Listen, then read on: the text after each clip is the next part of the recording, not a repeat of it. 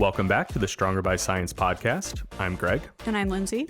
And we have another great show for you today. In fact, we are doing our very first interview episode with this current hosting lineup.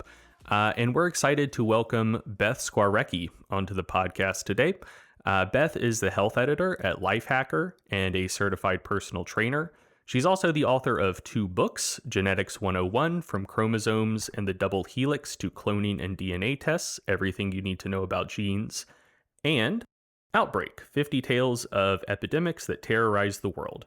She's also an accomplished practitioner of the odd lifts, which I think is very cool. Yeah. She competes in the USAWA, which is the U.S. All-Around Weightlifting Association, and has a record 510-pound Denny deadlift. And if you don't know what that is, I can put the video of that in the show notes. It is extremely impressive. And I've already told Beth this, but just on a personal level, she is one of my very favorite health and science writers. So I'm thrilled to be sharing a conversation with her on the show today.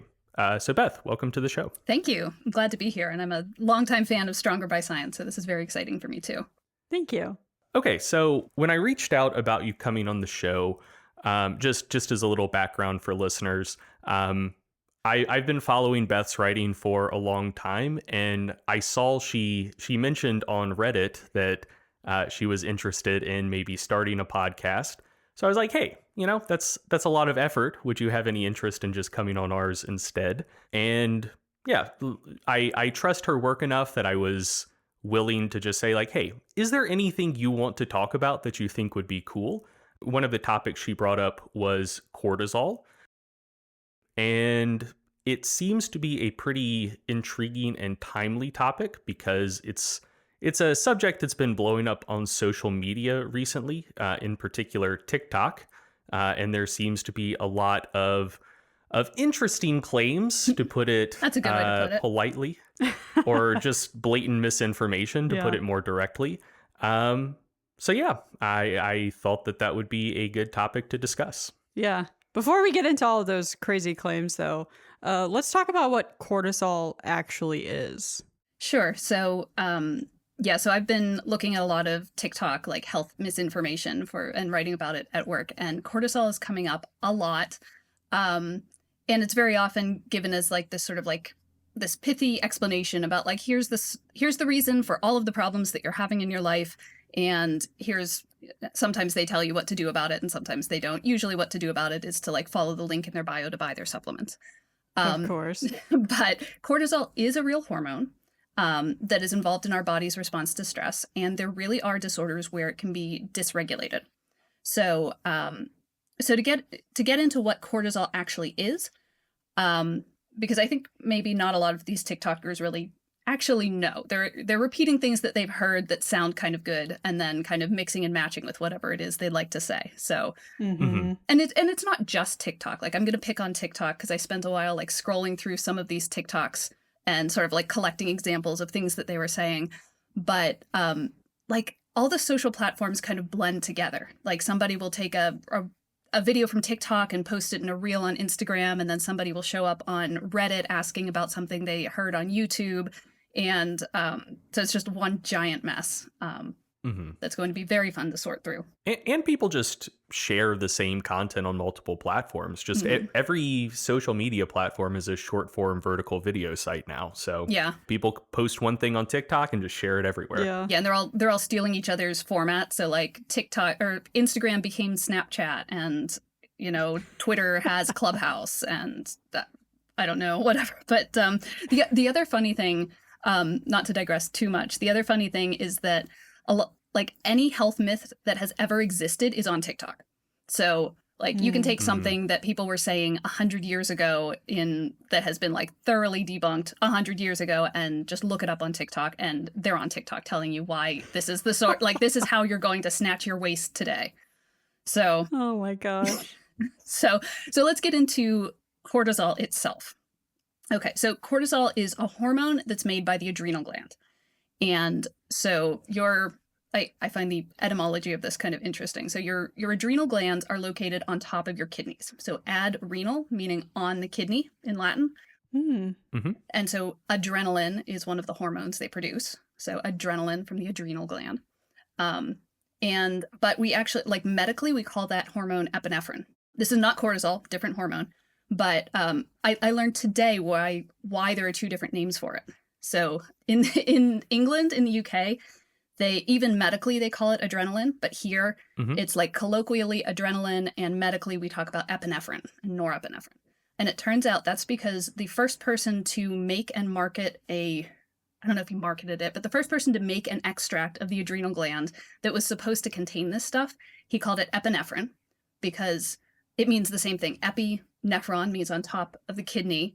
That's just the Greek Yeah. instead of the Latin. And so he Oh, thought okay. Greek sounded better. He marketed this thing or studied it or whatever, and it didn't work. He just fucked up the extraction. There was no adrenaline or epinephrine in it. Mm. Meanwhile, somebody else did it better, trademarked it as adrenaline in the US. And so scientists in the US said, well, let's not use the trademark name, we'll call it epinephrine. And then over in England, they were going to do the same thing. And then somebody made the argument, well, epinephrine is the thing that we know doesn't work, so let's call it the other name. And so now we have two names for the same hormone. Oh, that's Not confusing at all. Very no. good. Very good stuff. And I mean, I do. This is one of my just like very like particular hobby horses. I really wish that for like medical and scientific applications, we could just decide whether we wanted to do Greek or Latin roots. Mhm. Because yeah, like renal for kidneys and also like nephro or nephron for kidneys. Like it's Yeah, you go to yeah, the nephrologist to get your renal whatever checked. yeah, it's ridiculous. Just choose one or the other. Yeah, if you're going to try to stake a claim on that, there's also all of the so-called Latin names for species of things, which are all Mhm. mixed up, sometimes in the same word. They'll take like a Greek root word and a Latin ending or vice versa. It's a mess. Good luck. It really is. I mean, like we already use kind of a Germanic and Romance blended language as kind of our base speech. So for scientific and medical applications, just choose either Greek or Latin. We don't need to blend those two as well. We love to blend stuff together. Well, good luck with getting everybody on board with that. I have no plans to. Who cares? Whatever. Okay, so as for this hormone, okay, so people have probably heard of adrenaline or epinephrine. And that is made in the inner part of your adrenal gland. So it's called the adrenal medulla. And it makes epinephrine, norepinephrine. It's mostly regulated by your nervous system. And then around the adrenal medulla, you have this cortex. Okay, so this entire thing is sitting on top of your kidney like a hat. So you have two of them. And in this cortex, here's some more fun etymology. So it's in the cortex, meaning like the shell of the adrenal gland. And so these are your corticosteroids because they are steroid hormones made in the cortex Mhm. of the adrenal gland. And so there are three layers of the cortex, and the middle layer is the one that makes cortisol. So the other two, just to mention them briefly, there is the innermost layer, the zona reticulata, makes DHEA, which gets made into sex steroids like testosterone. And then the outermost layer is the zona glomerulosa, and that makes the mineralocorticoids like aldosterone, which it's a hormone that talks to the kidneys, and then the kidneys have a hormone that talks back to it, and they regulate electrolytes in water. Mhm. So this middle section makes the glucocorticoids, of which cortisol is the main one, and the one we'll be talking about. And they are so called because they are from the cortex, and they regulate blood glucose. They can increase the amount of glucose in your blood, Mhm. which I think epinephrine also does a little bit differently. So cortisol is considered is often called a stress hormone, which is true. That's not wrong, but it's also only part of the picture. So sometimes, especially in these TikToks, people will talk about being in fight or flight mode. And Mhm. when we think of the fight or flight response, we're usually thinking of epinephrine, which is something that like our body can sort of release and use very quickly. But if we have a longer period of stress, cortisol is usually involved in managing that stress response for a longer period of time, Mhm. like hours to days to weeks. And that includes things, not just like stress, like, oh, I had a hard day at work, I'm stressed, but like if your body is undergoing, an illness or you had surgery Right. or, Mhm. something like that. In pregnancy, your cortisol levels go up to like 2 to 4 times normal because it's like a stressful time for your body. Your body has a lot of shit to get done. And Mm-hmm. so this is part of that. And this is essential for life. You can actually die if you do not have enough cortisol to manage these stressful situations. Absolutely. And it also helps with sort of like sensory regulation of stressful things as well. Like one of the things implicated in the acute cortisol response is it decreases sensations of like pain and discomfort. Um, and there are also like some perceptual changes that occur if someone were to use like drugs that mimic the glucocorticoids. Like it helps with some of that stuff as well. So like both the increase in cortisol, like it helps with glucose regulation, but it also helps with regulations of sensations that you might experience during a stressful situation as well. So it's good for energetics, and also just kind of like good for the vibes. Like it broadly helps you feel better. Yeah, and I've heard an endocrinologist describe it as a euphoric feeling when somebody goes on corticosteroids, right? So Mhm. like they take, like cortisone or prednisone or something, which are all in the same family. And he was bringing it up in the case of somebody who like doesn't need these drugs, but thinks they do, thinks there's something wrong with their adrenal gland and takes them and feels better. And he's like, well, everybody feels better when you take Right. corticosteroids. Yeah. So to talk about a couple of other things that cortisol does, it does a lot of things. And so one thing it does, one reason why it's often used as a medication is it suppresses inflammation. It also increases your blood sugar. It tells your liver to do gluconeogenesis, making glucose out of certain amino acids and certain fatty acids. It tells your muscles to stop taking up glucose from the blood because it's trying to keep blood glucose high. And then your muscles can then start breaking down protein to use as fuel. So you can get, Mhm. like in extreme cases, you can get some muscle wasting. It regulates blood pressure. And if you don't have enough of it, you can have something called an adrenal crisis, which can lead to shock and seizures and coma and eventually death. So Mhm. something interesting I learned while researching this was that people who have a deficiency in their adrenal gland where they can't make enough cortisol, like Addison's disease, um, if their symptoms are mild, they're usually kind of fine. But then if they have an illness or surgery or something like that, that's when they can go into this adrenal crisis because they don't have the cortisol to manage it. Yeah. And so if you know that you have this issue and like you're taking extra medications for this, you have to take more of it if you know you are going to have a surgery or if you have like a medical issue. You actually have to increase your dose of cortisone so that you don't die. That is very interesting. That isn't something that I had encountered before. Yeah. But I mean, it makes sense if you have an important hormone in your body that helps regulate the stress response that you either don't produce or don't produce enough of. I mean, I guess it's the same thing as like a diabetic needing to take a higher dose of insulin if they're going to eat a really carb-rich meal. Like Right. it's the same thing. Like, but in this case, the carb-rich meal is just a really stressful experience you're going to have to go through. So yeah, I mean, it makes sense that they would need to take more of it exogenously. But yeah, that isn't something that had ever occurred to me before. That's really cool. So cortisol fluctuates during the day, and I know you're going to talk a little bit about this in a minute. So it is lowest. It's usually lowest at night when you go to bed, and it rises. It starts to rise as it gets close to the morning, and then it actually keeps on going, and it tends to peak a little bit after you wake up. And so if you're ever getting your cortisol tested or your adrenal function tested, they have to take this into account. So you can't just take a cortisol measurement at some random time of day. Mm-hmm. There's also a type of test that like naturopaths and chiropractors will order sometimes that like takes salivary cortisol at a bunch of different points, which gives you a really cool looking graph that endocrinologists are like, that's useless though. That's not what matters. So in endocrinology, well, so if they do want to take a test like that, they'll usually do it at night when it's lowest Mhm. to see what is the level when it's as low as it gets. But also, if you're going to be testing your adrenal function, and I think in a little bit we'll get into why people might think they need to test their adrenal function. I just realized there's something that I didn't talk about that will be good to talk about right now, which is what controls your adrenal gland, what tells your adrenal gland to make this hormone. So a lot of hormones, a lot of glands in the body, they make a hormone, but they also have a hormone that tells them when to do that. Hmm. And so one of the things that an endocrinologist would test if you said, hey, I think I have an issue with my cortisol, is they would give you this hormone. So it's called ACTH. They would give you a synthetic version of it and then see whether your cortisol levels rise after you get this hormone. And they should go up within a few minutes of getting this hormone. And this brings up something else that's like a buzzword you'll see in some of these TikToks, the HPA axis. Hmm. Cortisol comes from your adrenal gland. Your adrenal gland gets its instructions through this ACTH hormone, adrenocorticotropic hormone, Mhm. from the pituitary. The pituitary is this little gland that's kind of in the middle of your head, like right under your brain.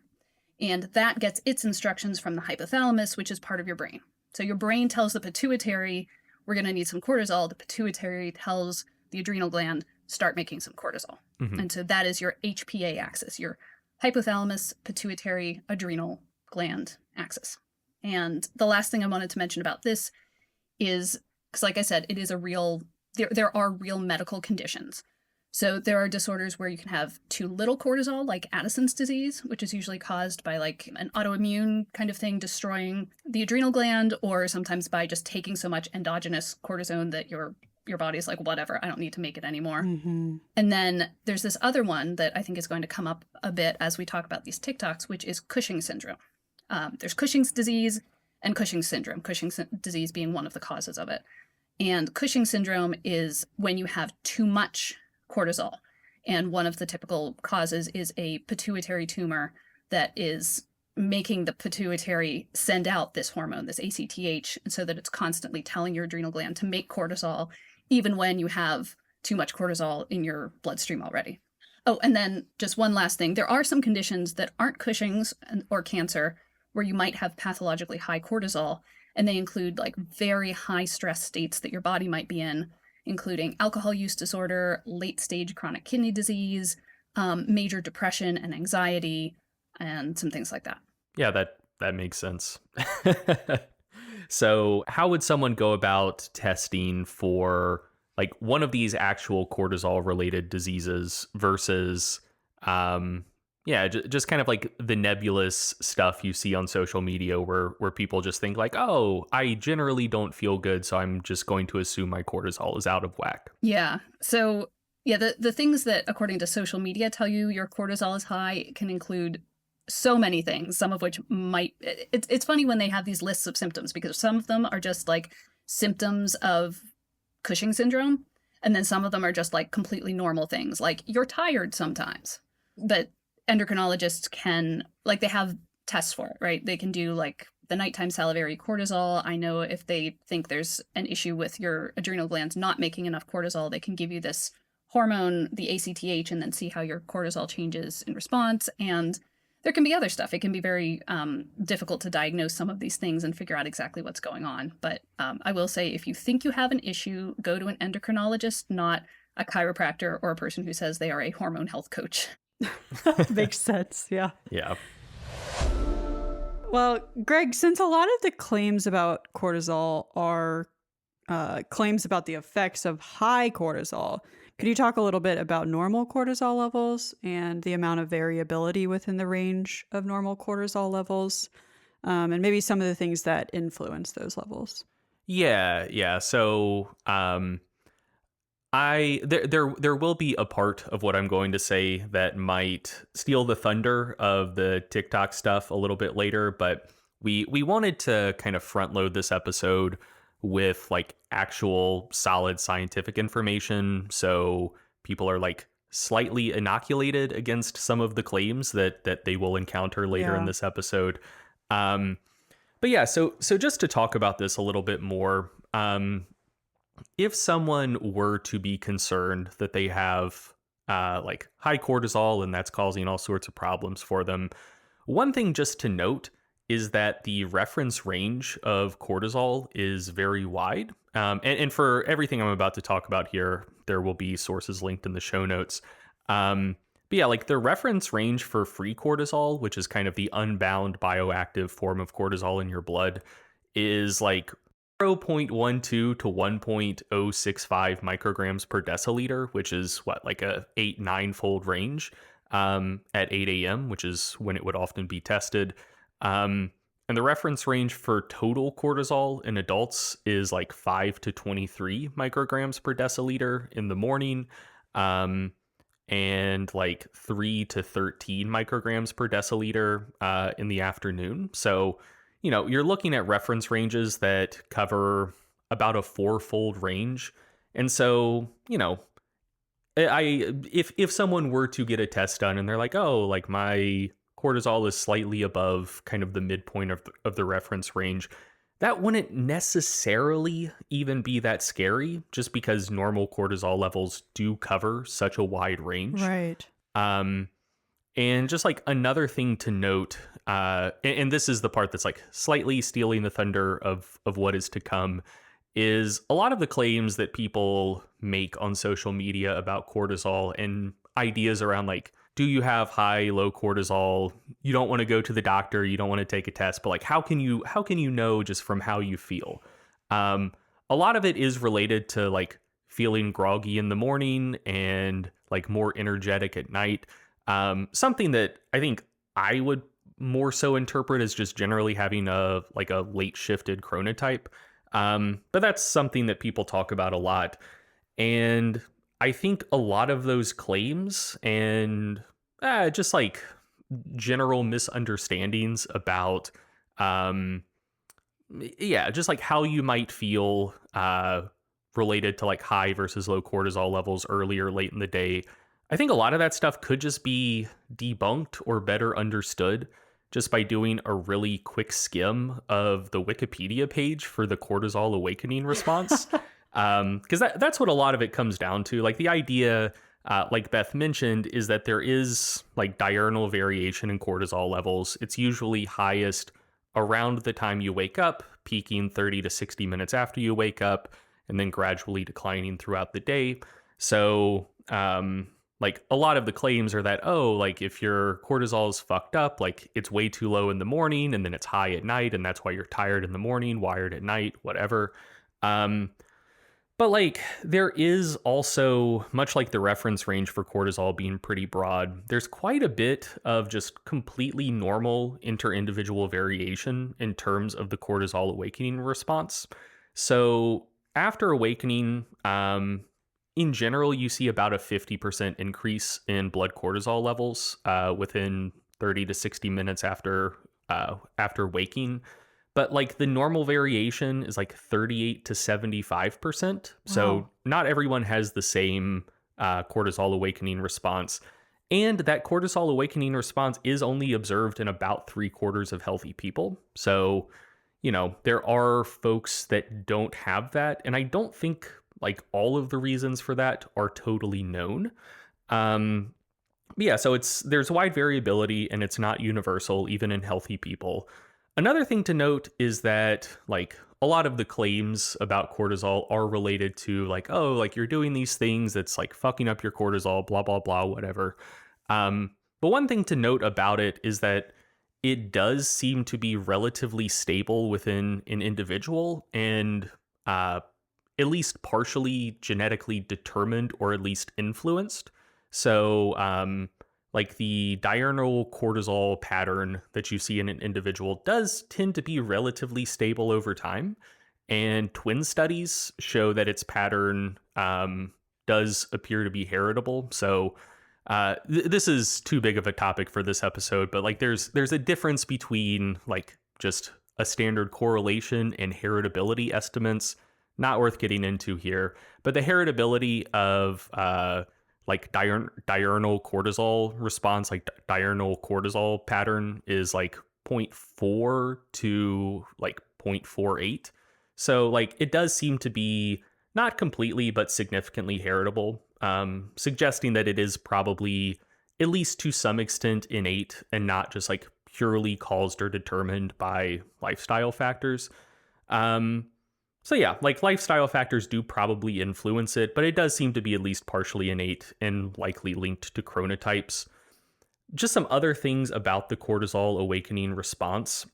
So one of the things we'll encounter is that a lot of claims related to cortisol are like, oh, you're doing all of these things that stress you out, and like that's what's fucking up your cortisol response, and leading to feeling tired in the morning, wired at night, whatever. But like a lot of stressful things do seem to cause an increase in the cortisol awakening response. So, for instance, like waking up earlier in the morning than you're typically used to um, causes an increase in the cortisol awakening response. Uh, like, yeah, there's been studies on nurses suggesting that like the time that they have to go in for shifts can affect the cortisol awakening response, especially really early shifts. But that seems to mostly be linked to just like less or worse quality sleep the night before. But once again, it's not like they're doing something stressful and that's causing a muted awakening cortisol response. Again, like tired in the morning, wired at night. You see an increase in the awakening cortisol response.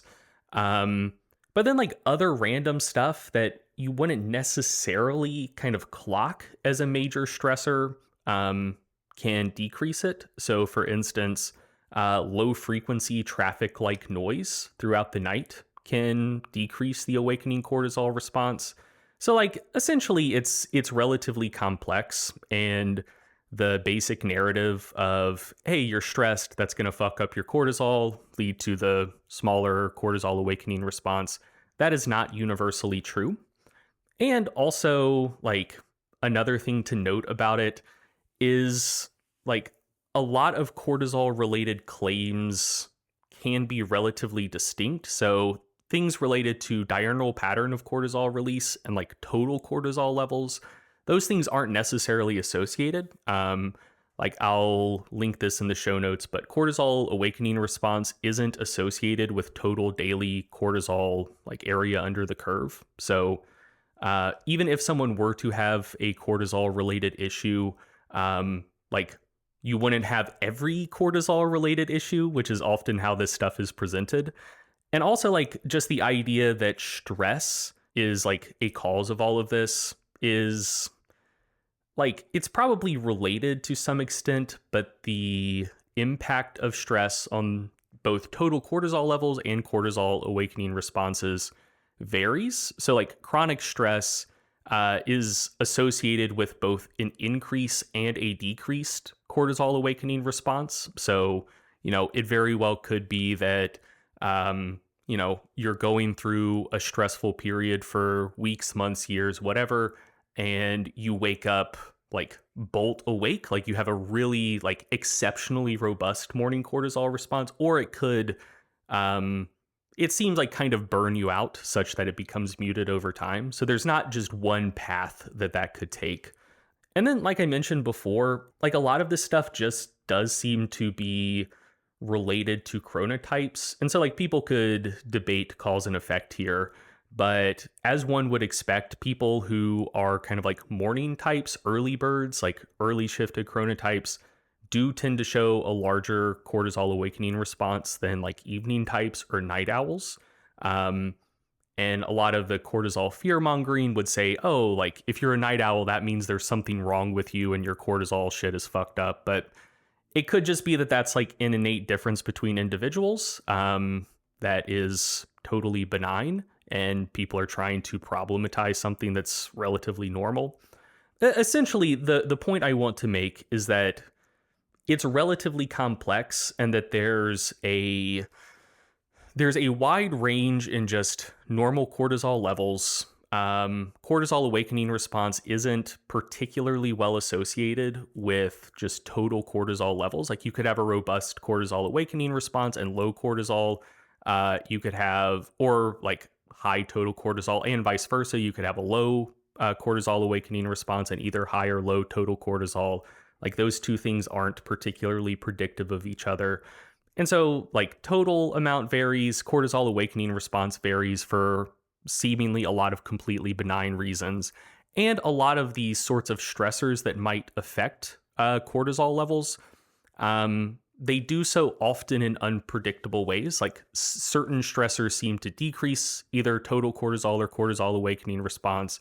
Some seem to increase it, and some seem to cause like a sort of bimodal response where you either get like increases in cortisol or decreases in cortisol.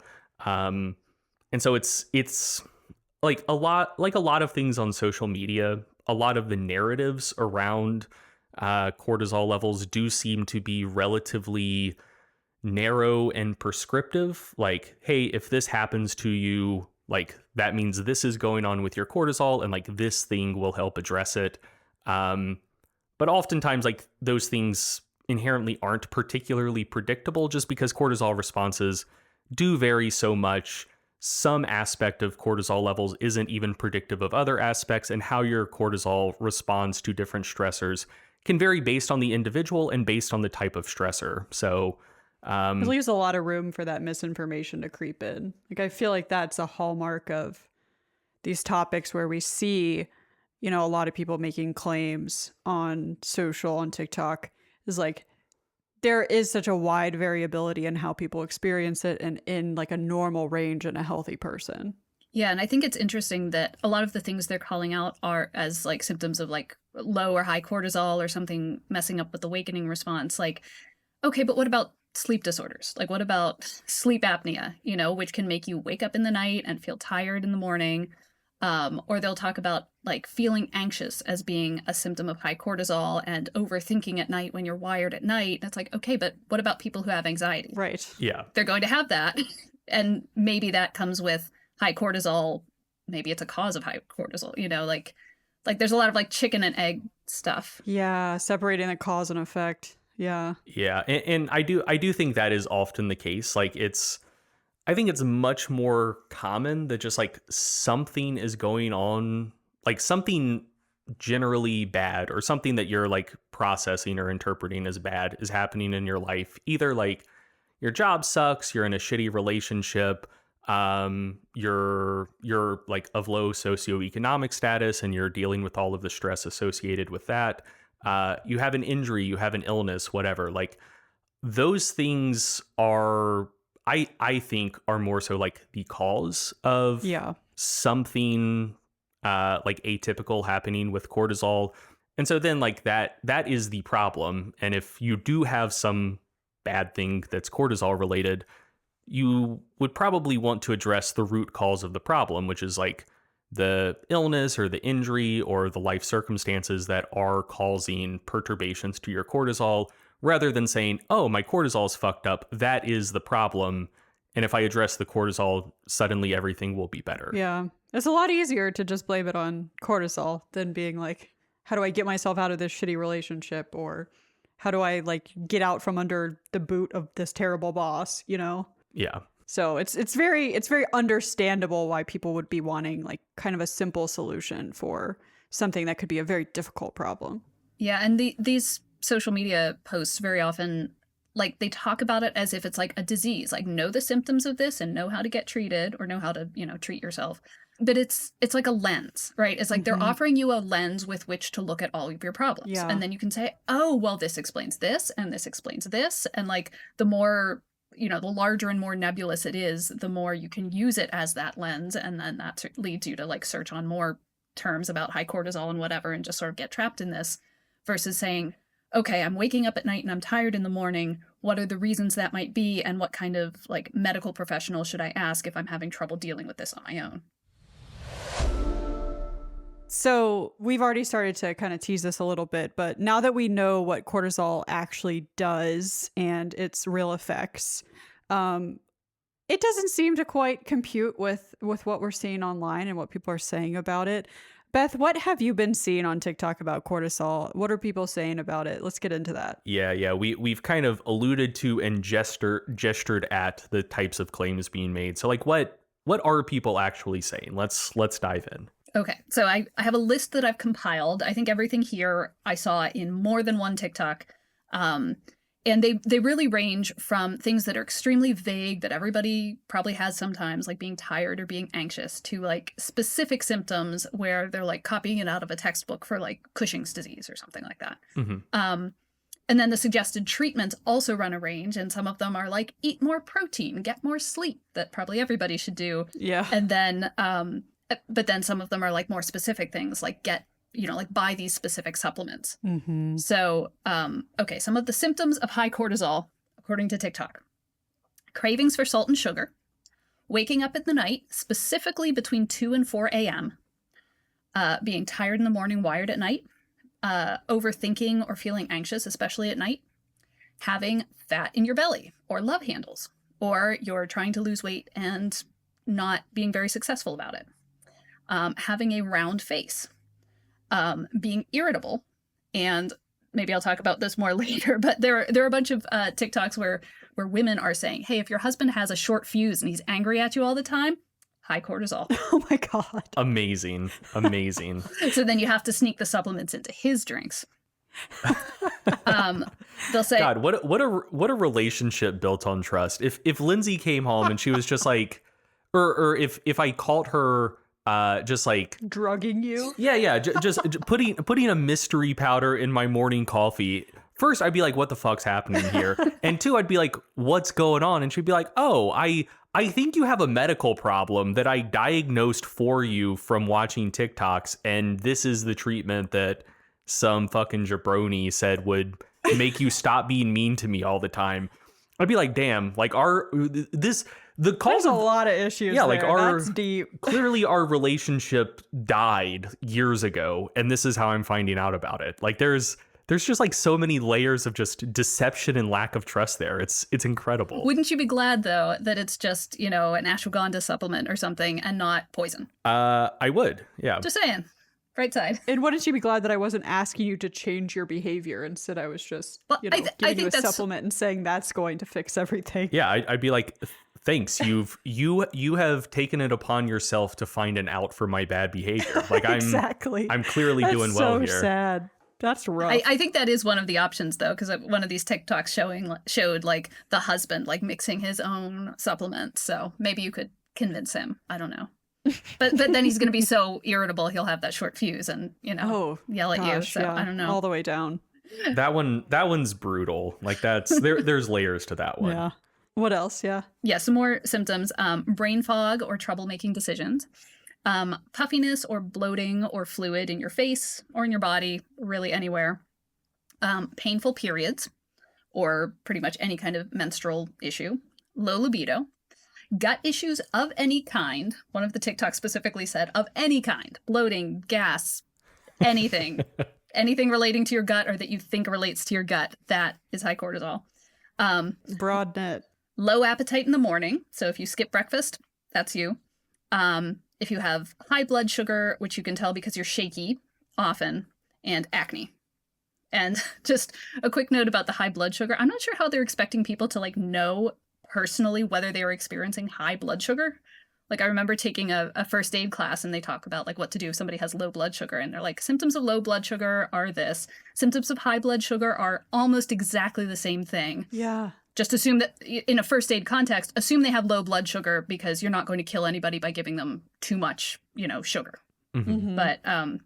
But it's like, how are you supposed to diagnose this in yourself by watching a TikTok? Gosh. Yeah. They'll just like throw it up in a list of symptoms, like high blood sugar, you feel shaky, and then move on. Yeah. Get a glucose monitor, I guess. Yeah, I was gonna there ask. probably are people doing that. I think so. Yeah. That's a whole nother thing. Oh man, I mean, so it sounds like myself and probably everyone listening to this podcast has high cortisol, according to TikTok. Like, Yeah. like I tag yourself. definitely have these symptoms. I have so many of these. yeah, I mean, I think everyone has at least one of Yeah. these symptoms some of the time. Yeah. Yeah, and some of these, I recognize as symptoms of like, Cushing syndrome or things like that, where like there is an extreme version of this that is seen as like a symptom medically, like the moon face thing. They'll talk about having like a round face, and in somebody who, has a lot of cortisol, or if they're taking medications that have lots of cortisol in it, and like they will get like a rounder face. But then you also have people on TikTok being like, well, my face is round. How do I make my face look skinnier? I must have high cortisol, Oh man. And like in Cushing's, you can have some extra fluid and edema, but then this ends up getting like mixed into different like lymphatic drainage, massage, gua sha, like stuff that's already trendy. Mm-hmm. So a couple of things. So in a minute, I'll tell you about ways that TikTok says you can fix your high cortisol. But I was also curious, like, what do they say is causing your high cortisol? Mm. And it's a very small list. The TikToks are very big on telling you how you know you have a problem because then you have the problem and you have to keep on watching TikToks to find out. They're not as big on like what causes it. And they definitely don't get into like sources of stress and like real sources of stress, like in your life and stuff. They say like, well, maybe you're feeling stressed all the time.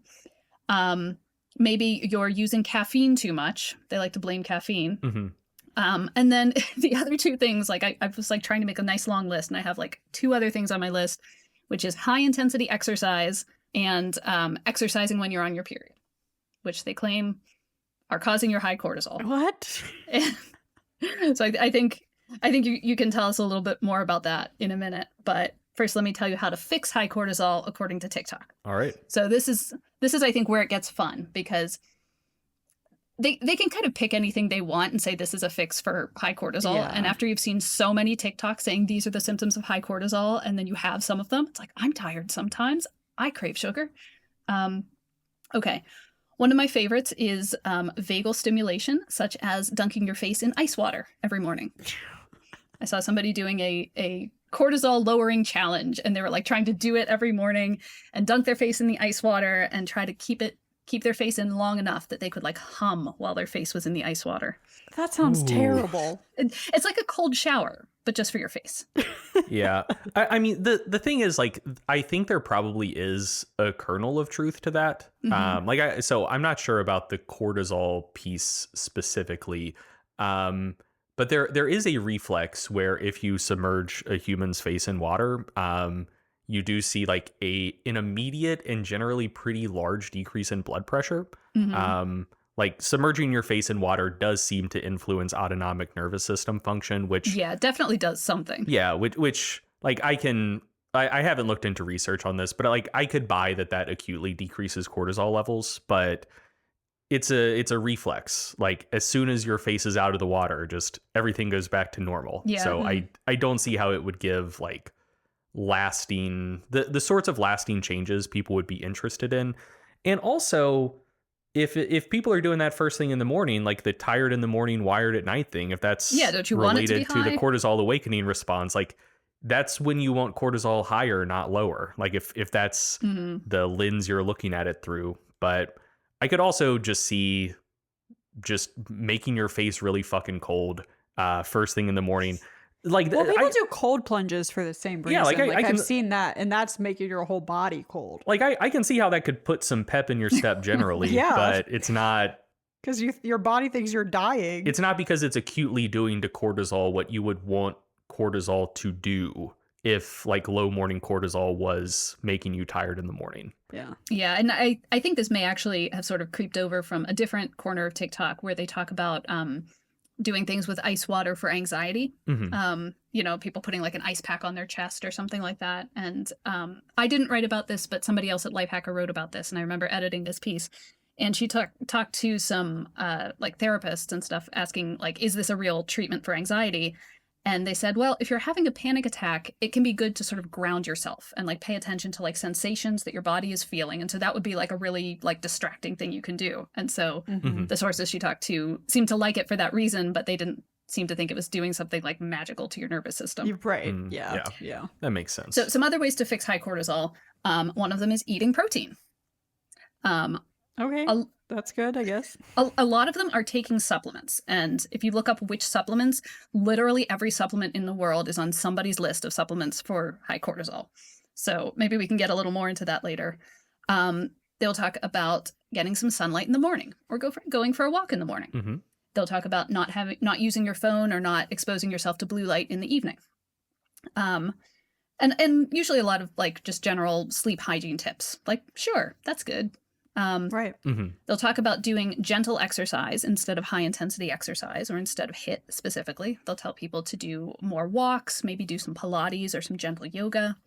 One interesting one is somatic therapy, and there are a couple of different kinds of this. And there's one where you tap on your forehead, and this is supposed to something release trauma. There are some exercises where you roll around on the floor and like vibrate your body or like move in certain ways, because this is supposed to like release trauma from your body, and the trauma is what's holding the cortisol, etc. Wow. Okay. Relaxation techniques, just in general, all kinds of relaxation techniques. They tell you to eat breakfast. They tell you don't have any coffee until after breakfast. They tell you to do lymphatic drainage massage or gua sha, which is like you use a scraping tool to kind of like massage your face or your body. To take fish oil, and because this has to be on every list for everything, eat dark chocolate. Hell yeah. I mean, So if I have this symptom of craving sugar, then I could just eat dark chocolate. Good to go. Yeah. Oh, there's it's wait, there's one that didn't make the list. If you're craving salt and sugar, except they like separated it by a few steps. You're craving salt and sugar, then something because of this, blah blah blah blah blah blah blah. You take a shot glass, fill it with orange juice, and then put a bunch of salt in it, and then throw that back like a shot. fun. Yeah, I mean, And if you're craving salt and sugar, I think that might work. I wonder if that one in particular is like downstream of repeat stuff, because like, Who's that? oh man, we can't do a we can't go repeat that. diversion. I've never heard of this. Oh my god, Beth, this is a firm recommendation. When we get done recording, just Google repeat. Right? Like the name Ray and then the name Pete. Yeah, Raypeat. He was just this kind of like underground dissident nutrition and health guy. I'm not sure if he's still alive. I think he might be. He's certainly not as active or influential as he used to be, but basically he just had this little blog and like this little forum.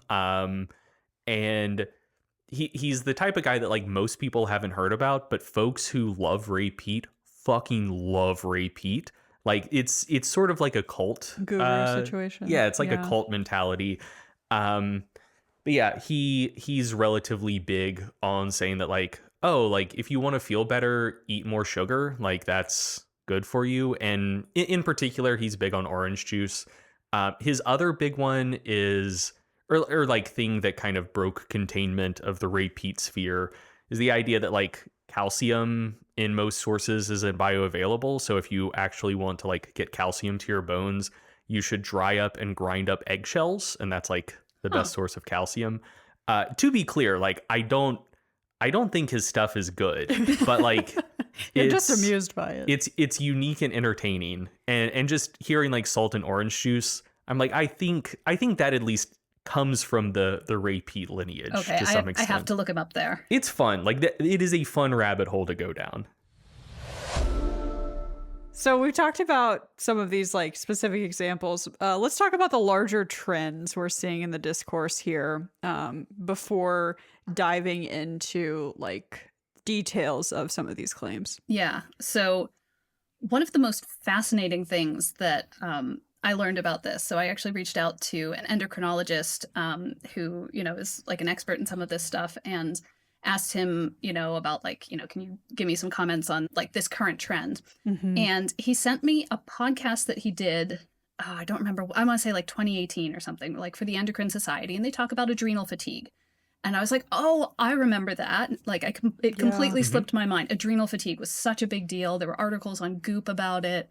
Everybody was talking about how their adrenals were fatigued, because the idea is you're so stressed and it's so go, and you're just, like making your adrenal gland make so much adrenaline or epinephrine that eventually it just like tires out and can't do it anymore. Mm-hmm. And then there are all these symptoms like being tired in the morning, or like having trouble falling asleep, or salt and sugar cravings, or needing caffeine to get through the day. And it's like, wait a minute. And so the funny thing is, in this podcast, he talks about this. He talks about like why it's a myth and what he does with patients who come to him with these concerns and whatever. And toward the end, he said something like, these symptoms actually sound more like symptoms of high cortisol. Like they would have a better grift if they said this is because your cortisol is high. And so I wrote back to him and I'm like, oh no, that is actually what they're saying now. And he's like, oh, maybe somebody listened to my podcast. They've gotten smarter. What level of irony was there in that statement? Like, did he actually think that TikTokers listen to a Endocrine Society podcast? I suspect that was a joke, but okay, that's good. That's good. But it is like they kind of figured out that like this makes more sense, and if it matches reality a little bit better, then it can like hook into more things, and then you can say, oh well, obviously there's this, and obviously Like you can, Mhm. it becomes more powerful when you can like link it to more things is my Yeah. my theory here. Definitely. But I find it so hilarious that the same symptoms that were supposedly adrenal fatigue are now symptoms of your adrenal gland working too hard. And so I went and looked back into adrenal fatigue a little bit, including, I remembered reading about it on Goop. And so I looked it up, and they first published an article about it in 2017 by this doctor who is probably best known for selling a very expensive juice cleanse. And he said, by being constantly stressed and using stimulants to whip our adrenals, that's how he referred to using caffeine, drinking coffee, we can drive the whole energy system to collapse. All kinds of diseases can be triggered or worsened in a body environment where the adrenals are exhausted. The way to revitalize your adrenals may be as simple as getting regular good night's sleep or a little more complicated. This is when the use of adaptogens comes in handy. And then he tells you to get ashwagandha and other adaptogens and and so both then and now, this very often leads into a sales pitch for supplements. Right. And these days, especially ashwagandha, although this endocrinologist, his name's James Finling, he noted that a lot of the supplements at the time that were being sold as adrenal support might include or be laced with cortisone or forms of cortisone. So they would actually have some in them. So, and that's when he was saying, like, people feel good when they take that. I wasn't able to confirm, like, specifically what kinds of supplements might have this in it or not. But yeah, like, it's always worth being a little bit suspicious of supplements in general, because it is not unusual to find them contaminated, like deliberately contaminated with like actual pharmaceuticals. I mean, that kind of makes sense. For whatever reason, that application of like slipping pharmaceuticals into something hadn't ever occurred to me, but it has clear parallels to lifting supplements. Like there have been so many instances of people taking like pre-workouts that they thought were fine, going into like a powerlifting meet or weightlifting meet, and then getting popped for banned stimulants because there was a banned stimulant that wasn't on the label. There's been research on this, like rates of supplement contaminations, and I mean, a lot of pre-workouts, like a lot of things that people take to put some pep in their step. Yeah, like they have some caffeine in it, but it also has some like ephedrine or just like other banned stimulants in it. So I mean, I guess it's intuitive that people would do the same thing for kind of like health, like feel good adaptogen type supplements. A quick fun fact: I know that one of the categories that has a lot of this is like sketchy boner pills, like truck stop fake Viagra. A lot of the time, there's real Viagra in it. I mean, that makes all the sense in the world. I think it may have partially been a bit of like an inferiority complex, I guess, where like I look around the fitness industry and I'm like, oh God, like this industry's so fucking stupid. Like this would be the one where people would lace their supplements with stuff and think they could get away with it and whatever. Like I assume that supplements aren't as sketchy elsewhere, but no, of course they're as sketchy elsewhere. I don't know why I ever assumed that for a second. Yeah. So like I said, I went to TikTok and looked for examples of adrenal fatigue. I found one where a guy was like, here's how you know how you have symptoms of adrenal fatigue, aka high cortisol. Just like straight up saying they're the same thing. It's opposite. It's the opposite, but you know what? It's the same list of symptoms, so it kind of works. Right. Yeah. I found another really fun one saying, hey, if you have low back pain, and then she explains that it's because of adrenal fatigue. And so your adrenal glands are having a problem, and your adrenal glands are on your kidneys, and your kidneys are sort of near your back. And so that's why you have low back pain. That is quite the claim. Yeah, that's a stretch. That's creative. I'll give her that. Was very creative. I saw that and I was just like, slow clap for that one. It never would have occurred to me to put them together that way. Yeah. While you're talking, just really quick, I'm going to see if the adrenal cortex is even innervated in the first place. Okay, they are. Yeah, they do get the splanchnic nerves because parts of the adrenal gland talk to each other. But but anyway. Oh, but in terms of can it feel pain, I don't know. Yeah, that's what I was looking at to see if it had like a sensory nerve supply. Okay, so maybe. Although I don't know whether an adrenal gland being fatigued would necessarily be a painful condition. Oh, no. Like it wouldn't establish that. I just want to see if like that's even something that's even theoretically possible, or if it's just like within the realm of something that's not even like physiologically on the table. Mm-hmm. And then something else that I noticed when I was looking up the adrenal fatigue stuff is I started, there's still a lot of like chiropractors, naturopaths, people like that who will talk about it. And like real endocrinologists will absolutely say, no, that's not a thing. Like there are diseases that can affect your, like health conditions that can involve your adrenal glands. There are lots of them. Come on in, we'll test you, we'll figure it out. But like adrenal fatigue, they're like, no, that's not a thing. Yeah, if you think you made have up. adrenal fatigue, maybe you have something else, but it's not. Mm-hmm. But something I saw that at first I thought was funny, and then by the end I was just like, this is horrible. Is a chiropractor who's saying, hey, look at this person's lab test. It's the worst I've ever seen. And talks about this person who like is having trouble with her relationships and whatever. They did one of these tests of the cortisol curve throughout the day, and he holds up the like papers, like, look, this is low, this is low. And then at the end, he said, well, she's going to need a lot of work to be able to fix all of this. And I'm going to do some viral testing next. And I can't wait to see what that turns up. So, yeah, there's a whole thing where there are these practitioners that will just sort of like look for stuff and tell you have some kind of health condition that you need to like keep coming back to them for and get treated for. And, I'm more familiar with this with certain other things, but just the idea that this person is like excited to go through and tell this person that they have a virus that they probably don't have, and then have them come back every week for hundreds of dollars a week for who knows how long. Like, it's just, so now this becomes like the adrenal stuff becomes like an entry point for getting people into like a whole nother, thing. It's depressing. Yeah. Yeah. I always wonder with stuff like that, like to what extent do those practitioners actually believe it versus to what extent do they realize it's, or like, I was going to say to what extent do they realize it's a grift, but I think like a grift implies some degree of intentionality. But yeah, like Yeah. I sometimes wonder because like I try to give people the benefit of the doubt, and I'm like, like people are making crazy claims, but ultimately they're just uninformed. Like they're trying to help and like make a quick buck off of it. Like I get it, whatever. Like it is what it is. But then sometimes when stuff like that gets so egregious, like it becomes so hard to extend that benefit of the doubt because it does get, like, it can get very dark, I think. Yeah. Yeah. And like, I have to assume that it's, when you're getting enough into this and hearing from other people saying the same things to kind of convince yourself it's all true or close to true or something. And like, all of this information is always sort of like a blend of truth and fiction. It's never like straight up, well, Right. not usually like completely false stuff, but like, yeah, I'm kind of in the same place as you. Like, I want to give people the benefit of the doubt and assume they're at least trying to do the right thing, but sometimes it's really hard. Yeah. Like really hard to believe that.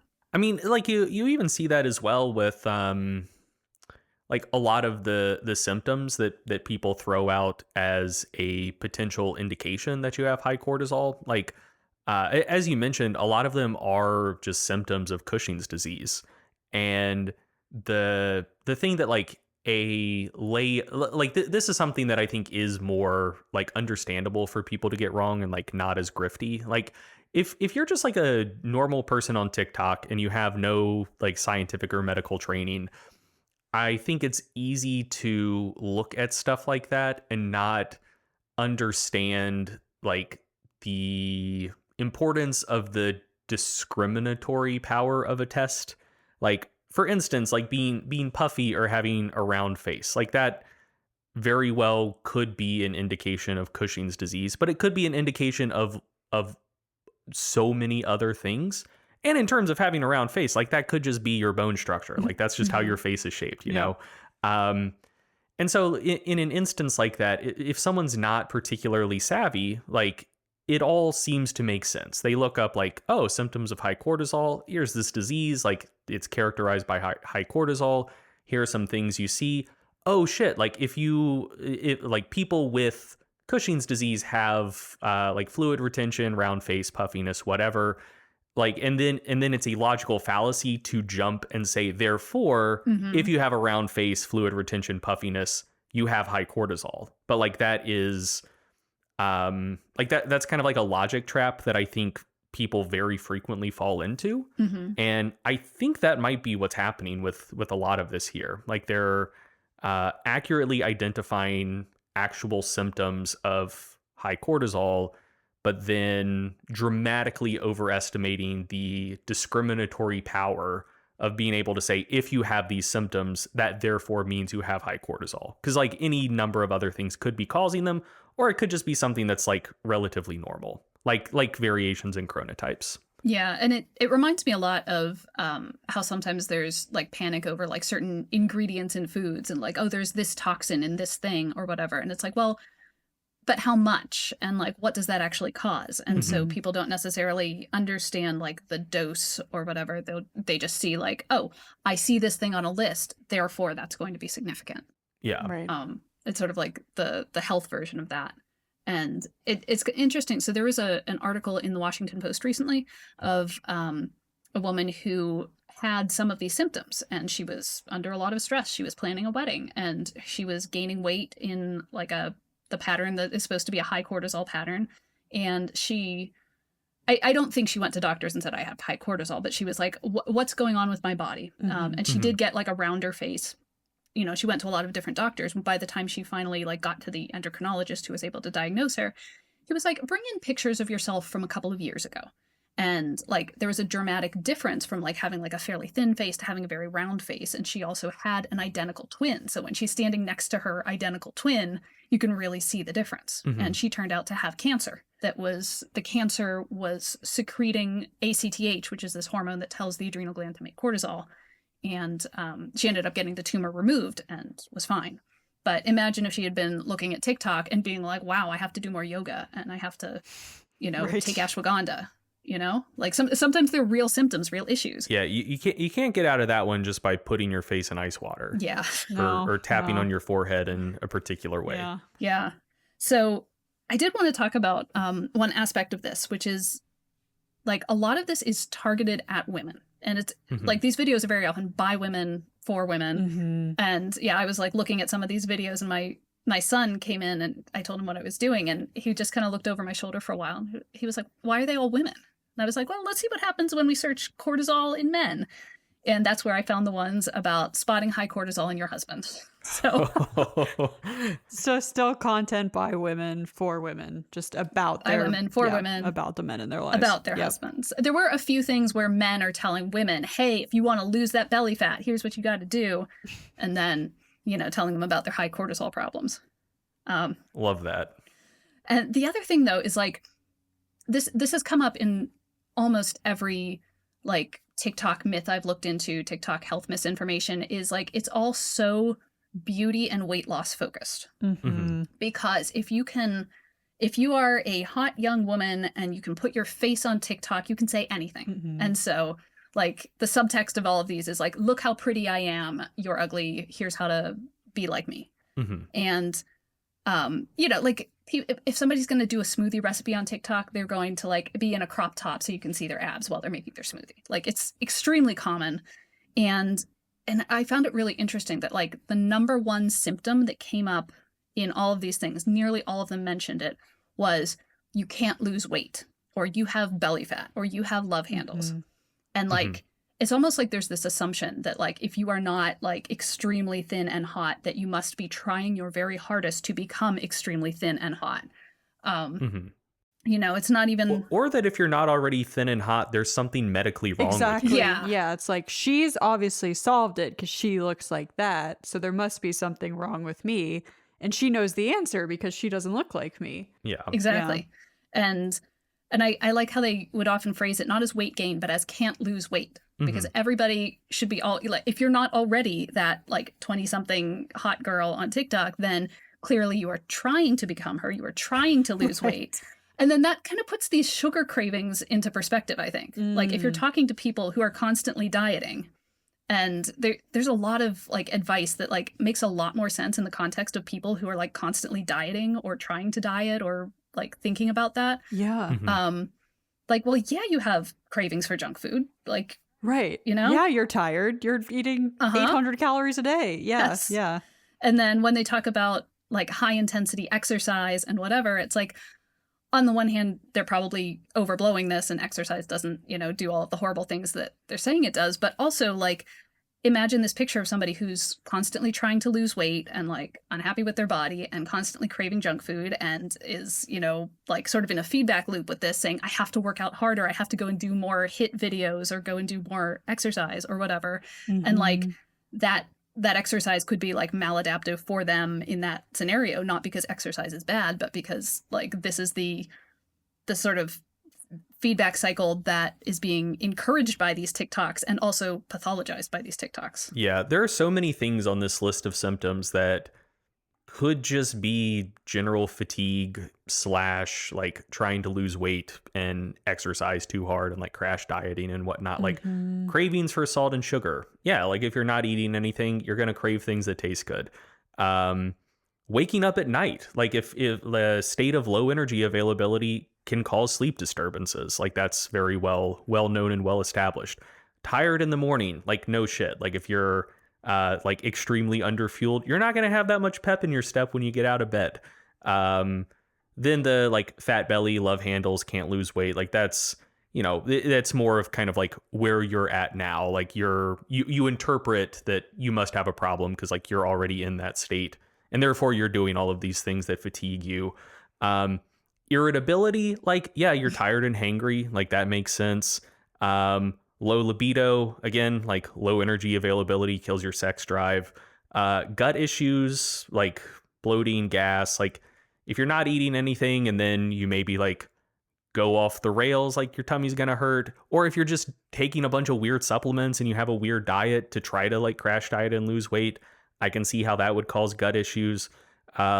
Low appetite in the morning, like maybe because you habitually don't eat in the morning because you're trying to lose weight, like that makes sense.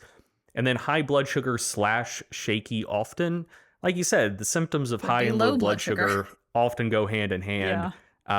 So yeah, like maybe you're shaky often because you have low blood like a lot of those proposed symptoms of high cortisol do seem to track pretty well with like underfueling and overexercise for the purpose of like trying to rapidly lose weight.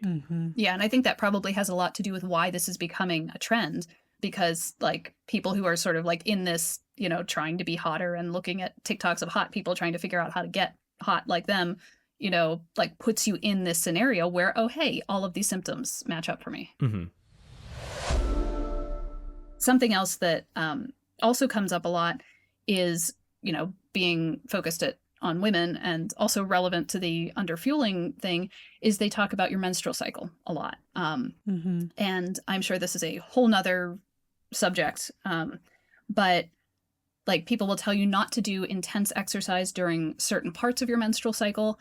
They'll talk about like the cravings that you're having in certain parts of your cycle, and, as I'm sure you guys know, like, you don't need to change your exercise or your nutrition all that much for your cycle. Like that doesn't necessarily follow, but also like there are some like subtle changes in your cycle about like you might crave more sugar in certain points or whatever. And like if you actually feed yourself those things that your body needs, you'll get along a lot better.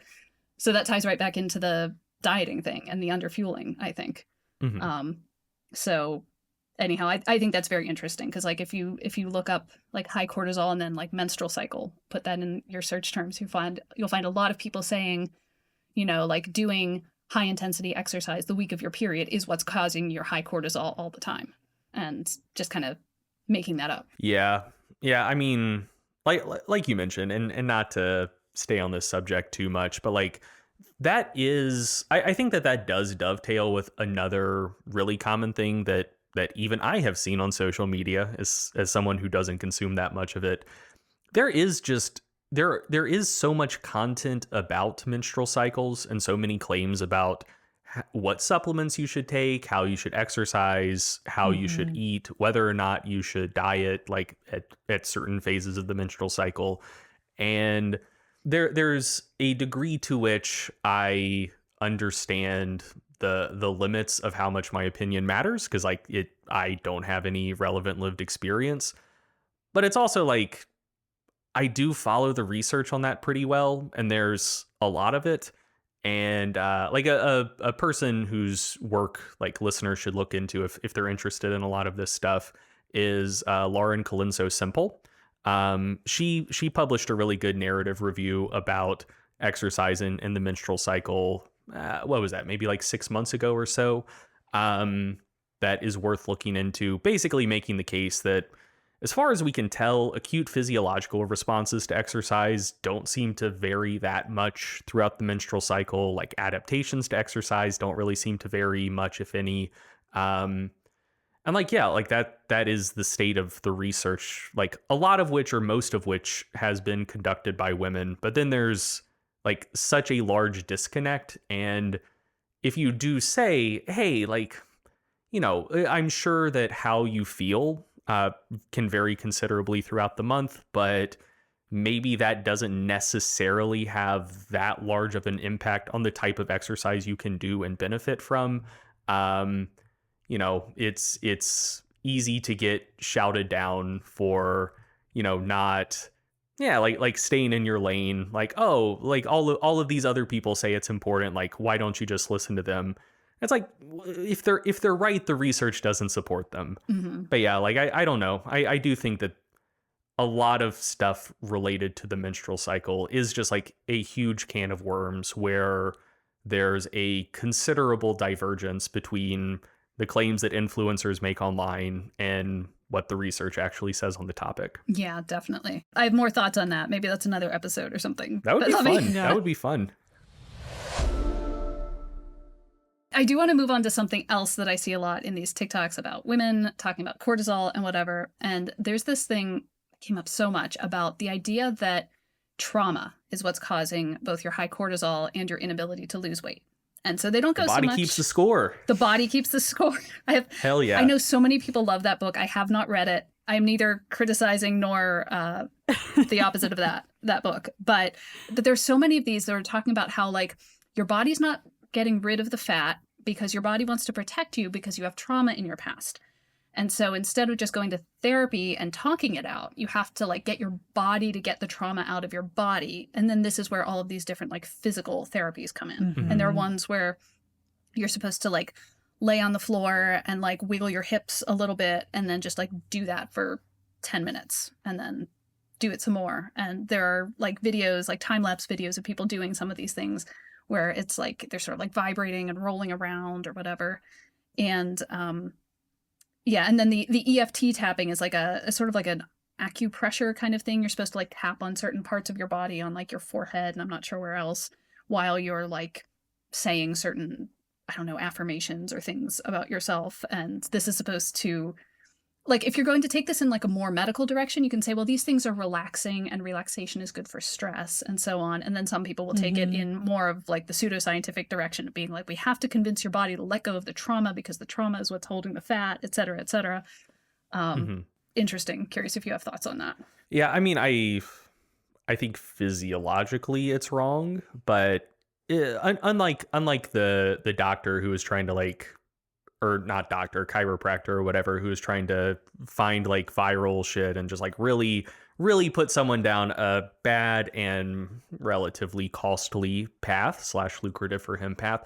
Like this is stuff that I think is ultimately, yeah, like physiologically unfounded, but relatively benign. Yeah. Like it's not going to hurt anyone. And it's one of those things where I could see how it could generate some expectancy effects. Like if your self-concept is, I am someone who has struggled losing weight, and then someone proposes that like, and like losing weight is something that matters deeply to you, and someone proposes that like, this is the reason why you've been unable to do things. And like, if you like tap on your head or like roll around on the ground in a certain way, like that will be the thing that like allows you to break through.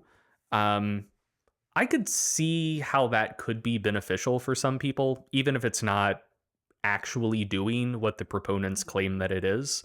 Like, yeah, if you do have that mental block of like, I'm someone who wants to lose weight but is unable to, just like a relatively benign thing, if it can help you like flip that switch in your head of, hey, I've learned this thing that has been holding me back, and I've learned what to do to get past it. So like now that blocker is gone, and now even though it's like somewhat coming from an external source, I can now feel some degree of self-efficacy Hmm. about my ability to pursue this thing.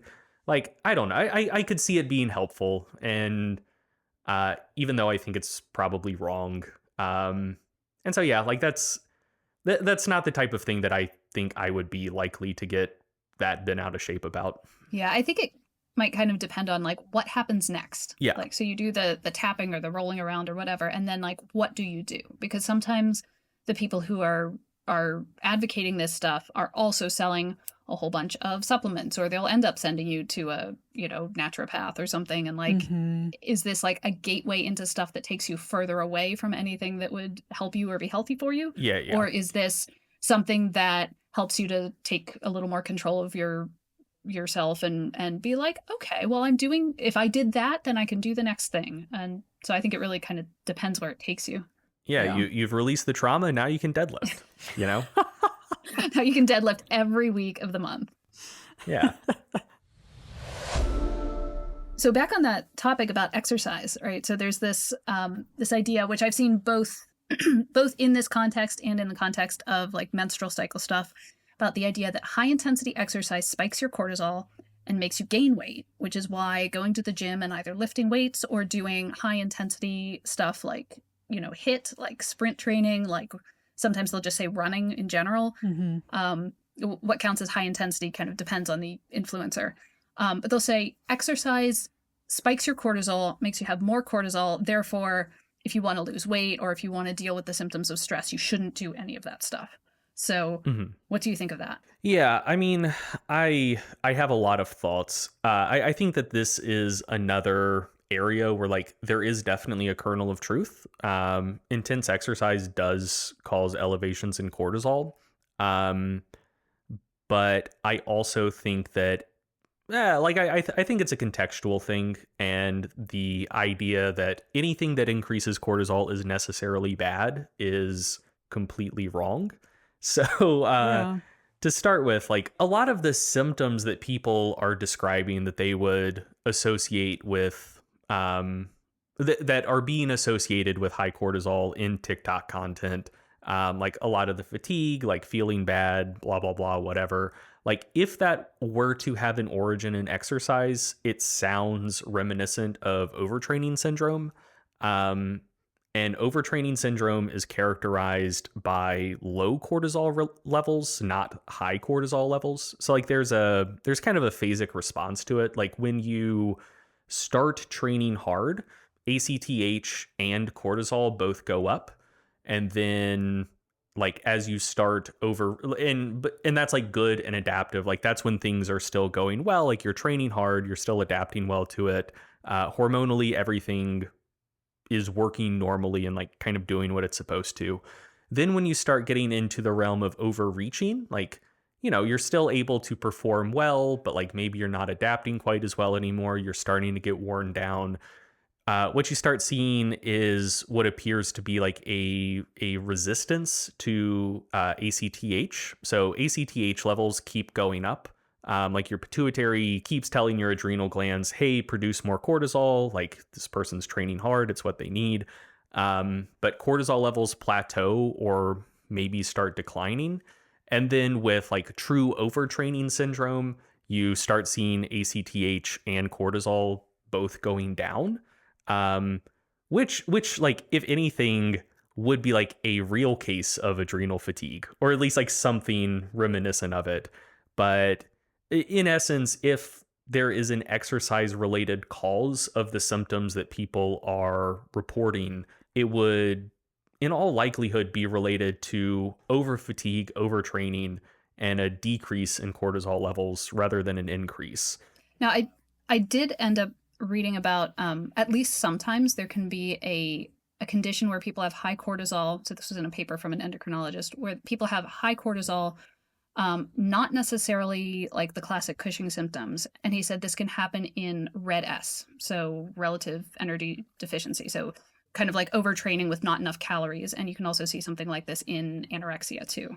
Yeah. So that is a good point. Like there's a lot of overlap between, I mean, it's a classic bit of like social media content fodder. Like, is it overtraining or under recovering / under eating? And so, yeah, like if you have like overtraining like symptoms, not necessarily because your training is that crazy, but it's too much relative to the amount you're eating and you're dealing with relative energy deficiency, you're under fueling. Yeah, you could see elevations in cortisol with that. But if it's like a purely exercise based etiology, like you seem to be doing what you would need to do to fuel well for training, but you're still just training so much that you're overtraining. Like that's when you generally see decreases in cortisol. And either way, these are very like extreme conditions, right? We're not talking about somebody who's just like, working out 3 days in a row instead of taking a rest day, which is when people think they're correct. overtraining. Like it's almost exclusively observed in professional athletes who, and I mean, honestly, mostly endurance athletes as well. Mhm. Like folks who might be putting in like 100 miles a week. And if that's not you, like, you might be a little worn down. You're probably not like truly overtrained, at least in the scientific sense. So yeah, that's the first thing. The second thing is that cortisol does increase during intense exercise, and like the claim that it increases most during intense exercise is correct. I'll link a source in the show notes, but there was a 2008 paper that looked into kind of the threshold effect of when cortisol starts going up relative to exercise intensity. So they had people do 30 minutes of, I think, treadmill running. It could have been cycling. Doesn't matter, whatever. It was aerobic exercise at 40, 60, and 80% of VO2 max. And what they found essentially was that both at rest and 40% of VO2 max, you basically didn't have any changes in cortisol levels. Like at rest, went down like 6%. At 40% of VO2 max, it went up 6%. But like, given how wide the range of cortisol is, like that's functionally no change.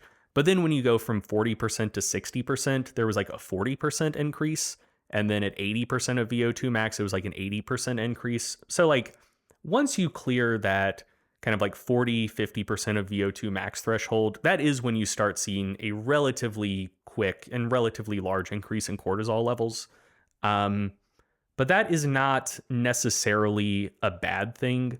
In fact, it is good and normal, and it relates to the intricate hormonal regulation of energetic substrates that allow for high performance without compromising the energy status in tissues other than muscles.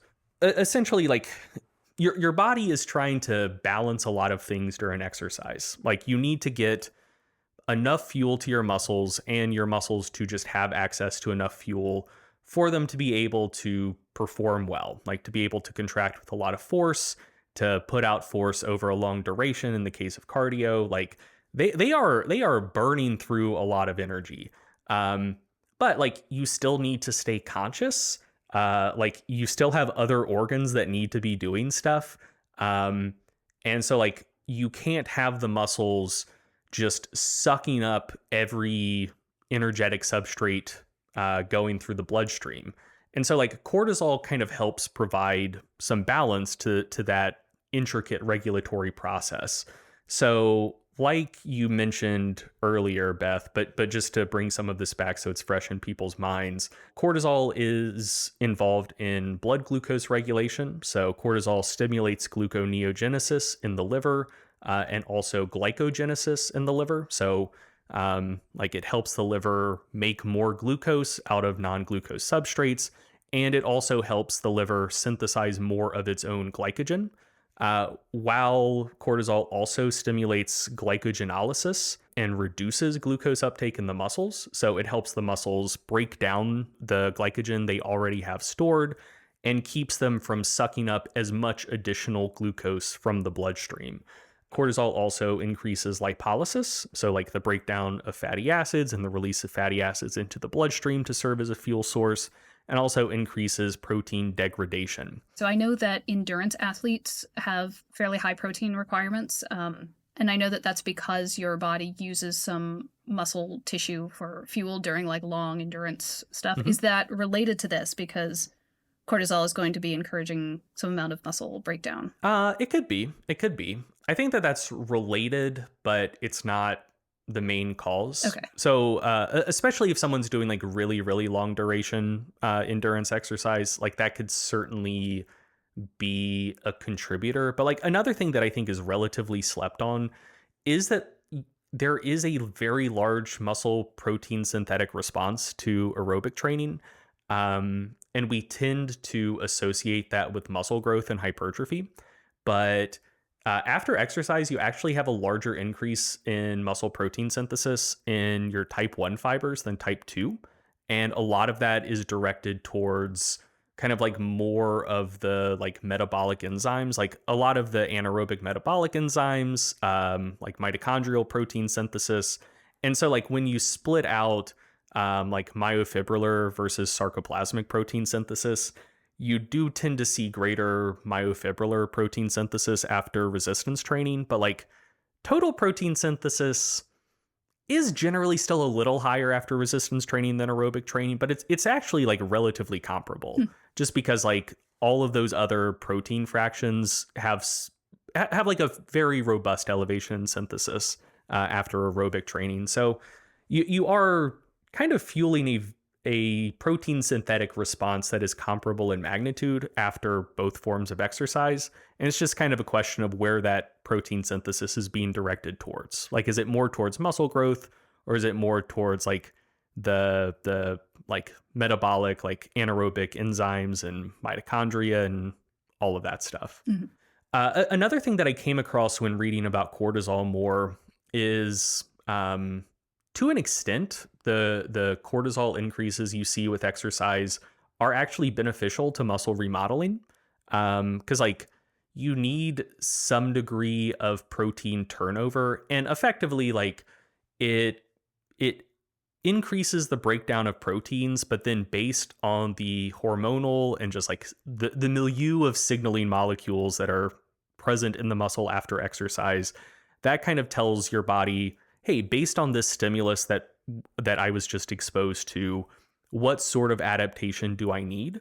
And so like the muscle protein breakdown you get during exercise increases the free amino acid pool that can then be directed to like synthesizing new useful proteins. So it could be that like you currently have a muscular phenotype that's like not the best adapted to whatever type of exercise training you're doing. And so it's actually beneficial to break down some proteins that you're not using as much, so you can use those amino acids to like synthesize proteins you do now need more. So yeah, like the muscle protein breakdown you get from cortisol isn't like, you shouldn't necessarily assume that, and I'm not saying you do this, but just like for the listener, you shouldn't necessarily assume all muscle protein synthesis is muscle growth. There are a lot of proteins being synthesized that aren't just like contractile proteins. And you shouldn't necessarily assume that muscle protein breakdown scales 1-to-1 with muscle loss.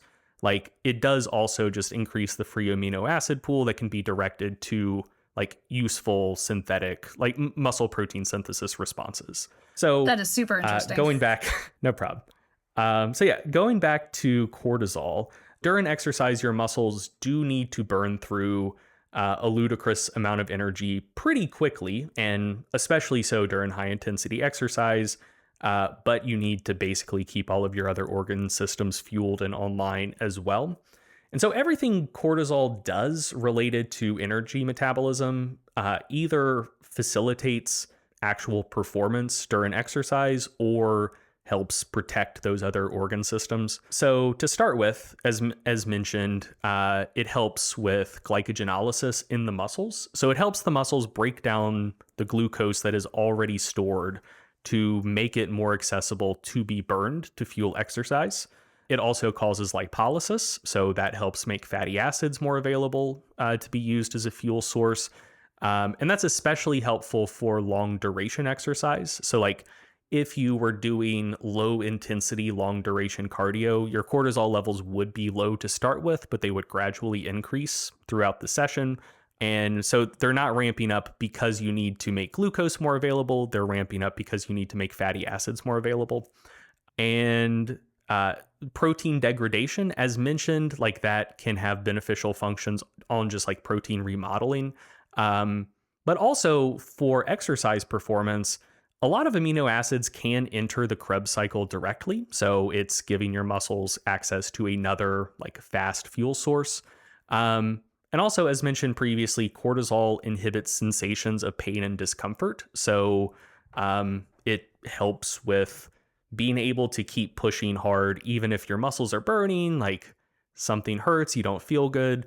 Like the cortisol release during high intensity exercise helps you keep performing, even though like hard exercise is kind of uncomfortable. It reduces the discomfort you experience. And then most of the other functions of cortisol help protect other organ systems from an energetic crisis because your muscles are just like so thirsty for all of the fuel that they can possibly use. So cortisol reduces glucose uptake in the muscles. And that's very important because you only have like 4 to 8 grams of glucose in your blood at any given point in time. And your liver also only stores about 100 grams of glycogen at any given point in time. And that is basically the fuel reserve for all of your other organs. And so, like, if your muscles got too greedy and just like They're just sucking sucked it all all up. of the glucose up that came by them, like, you would kind of be fucked. Like, you want cortisol to ramp up to kind of slow that process down.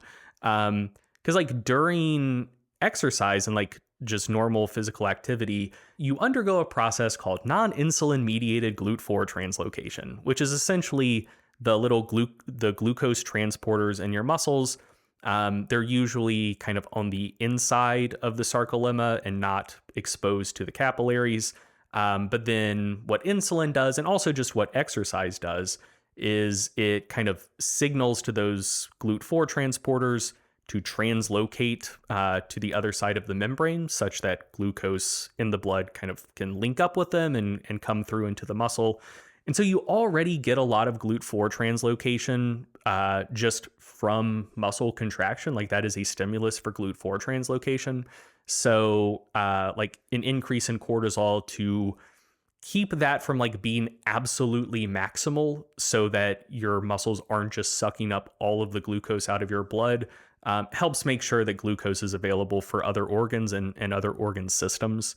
Moving on, cortisol causes protein degradation and also increases gluconeogenesis and glycogenolysis in the liver. And that basically helps the liver replete its fuel tank in real time during exercise. Because again, like your liver doesn't store that much glycogen and your muscles are burning through so much fuel that, especially during long duration exercise, if your liver is still going to have glycogen to get to your brain, to get to your heart, to get to all of your other organs, you know, if you were doing long duration exercise that burned through like 400 total calories without a way to replenish that fuel tank of the liver, you would be in trouble. Like you'd run out of fuel, and you'd pass out.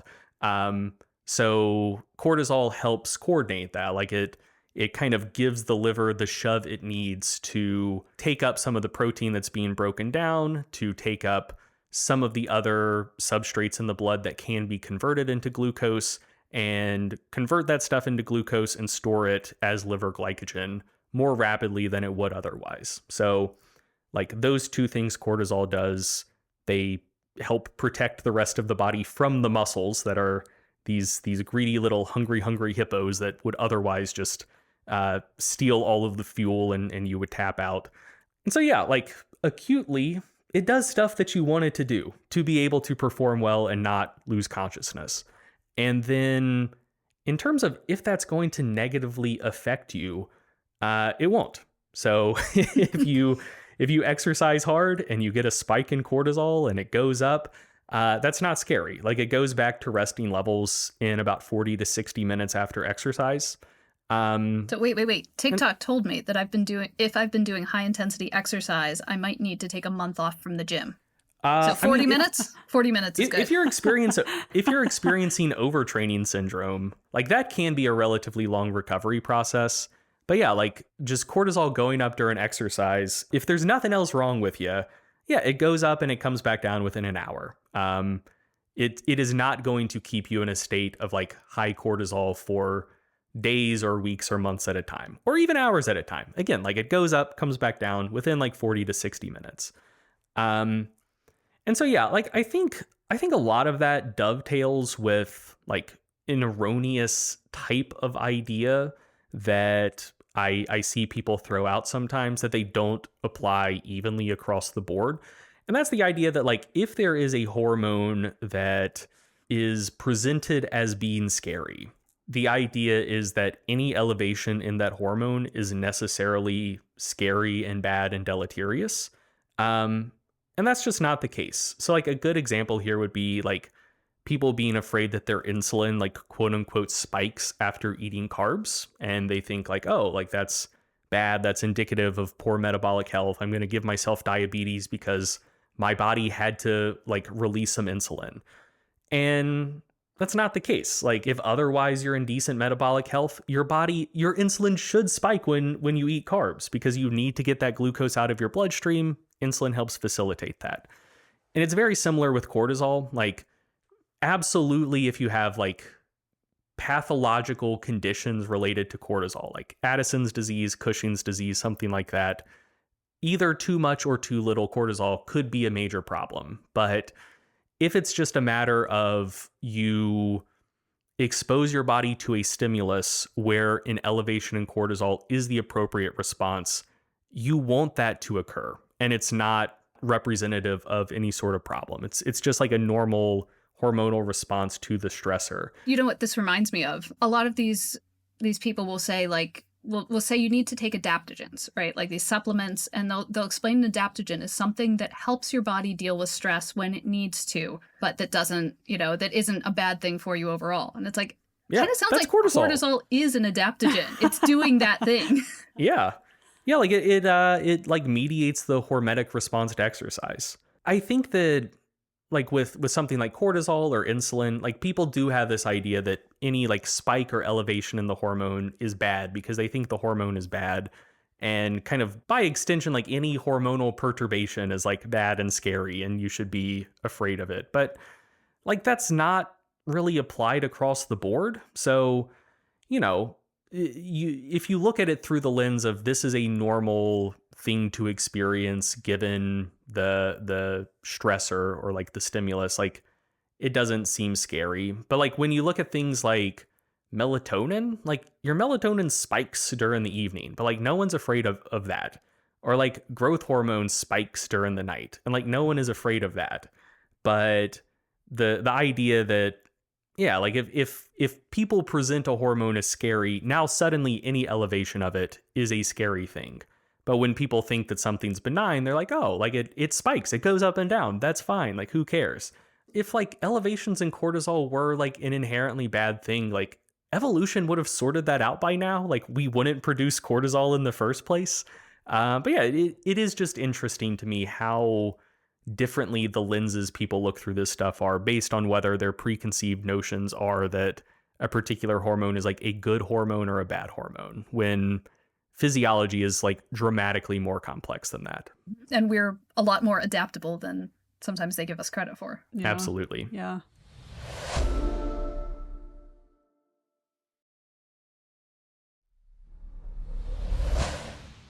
We have a really broad overview, I think, at this point, and have realized that cortisol is not scary, which is good. And we've talked a little bit about just like the list of claims being made on TikTok, but I think the next thing is digging in, zooming in on some of these specific claims being made about high cortisol and talking about the signs people are saying to look for, the causes, the treatments, and what we actually think about those things. Yeah, so we covered a lot of them, I think, but I'm going to name a few and you guys jump in wherever you want. One thing that I thought was really interesting or funny is that when they talk about sleep disturbances, a lot of these are saying very specifically waking up at 3 a.m. This is why you're waking up at 3 a.m. And sometimes they'll draw or they'll have some kind of like demonstration of the cortisol waking curve and talk about 3 a.m. or like the sign is you are waking up between 2 and 4 a.m. And as far as I can tell, there is nothing specific to the time that you wake up. Although people must be searching this a lot, because when I Google, like, why do I wake up at 3 a.m., there are so many SEO ready things ready to tell you exactly why that is. Fortunately, one of them, or I think two of them, were from the Sleep Foundation. And they were like, there is nothing special about waking up at 3 a.m. If you are waking up in the night, here are some of the sleep issues that you might want to look at and some of the things you might want to do. Right, right.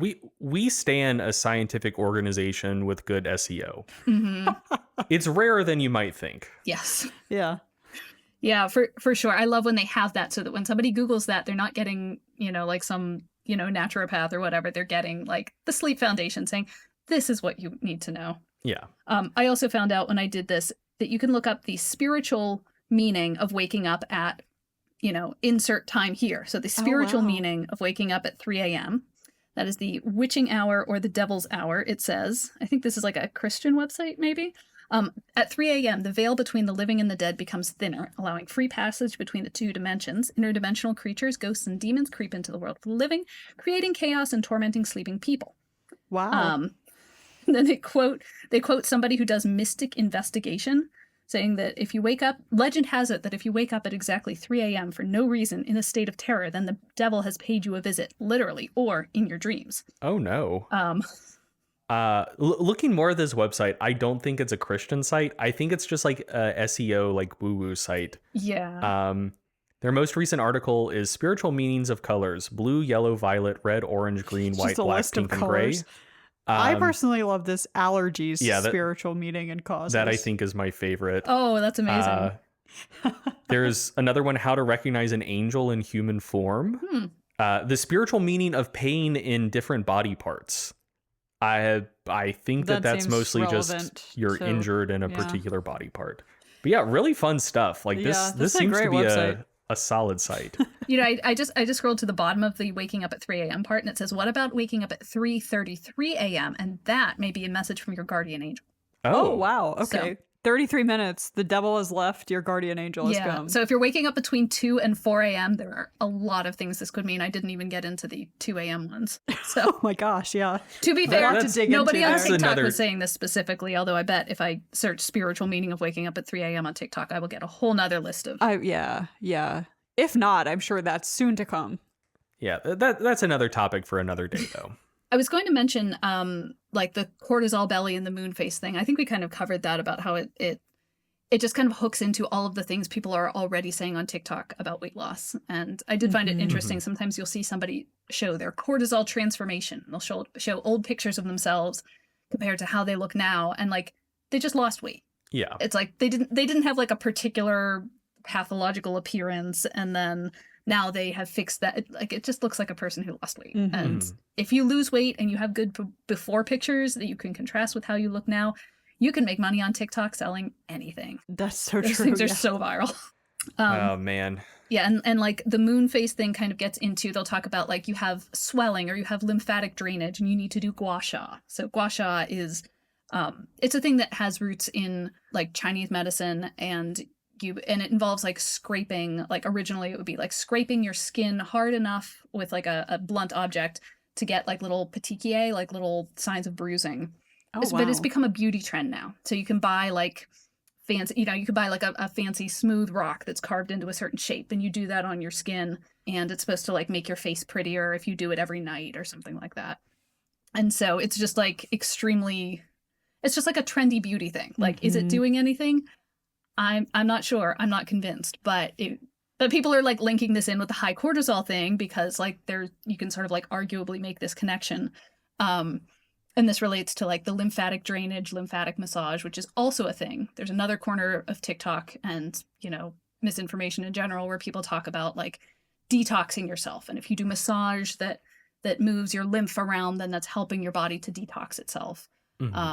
I think you guys got into that in the vibration plate episode, Oh, right? yeah, It's yeah. like you vibrate all the lymph out of you. No, it stays in you, but like you vibrate it around. Just move That's it supposed to be around. good. Yeah. Yeah, and I mentioned painful periods are supposed to be one of the things that interacts with this whole situation. And so I was just curious. I went to ACOG, so I always get mixed up what it stands for, the American College or Congress of Obstetricians and Gynecologists. And I was like, what did they say about painful periods? Did they mention anything about cortisol or about any of these things? Or about like exercising on your period? And like, no. They do have a whole page about it. Go ahead and look it up. If you do have painful periods, they'll talk about some things that can help and so on. And literally the only thing it says about exercise, it does not say like, don't do this exercise during this week. It just has like one very brief mention that it's good to do exercise most days if you can. So I don't know. These obstetricians and gynecologists are just not on board with the wisdom of TikTok. Mm-hmm. I mean, there are well-known analgesic effects of exercise. Like I could see how that could be beneficial, or maybe the acute cortisol increase during exercise could help with other sensations of discomfort. I could believe that, but also like sometimes they're telling you like, don't do that workout, stay home and do yoga, and like I could see that feeling good, Yeah. So another one that comes up a lot is this interaction between caffeine and cortisol. And I know I mentioned this to you guys beforehand, and you might have some things to say about that. But like, I actually first heard about like this interaction in the sense of like a life hack that I don't know if this was ever validated in some way, but some like idea that some life hack dude had was like, oh, well, if you have a cortisol response early in the morning, wait to have your coffee until like an hour or two later after that's peaked, and maybe it'll work better then. I have no idea if it works better then. I still drink my coffee like shortly after I manage to get up and make my coffee.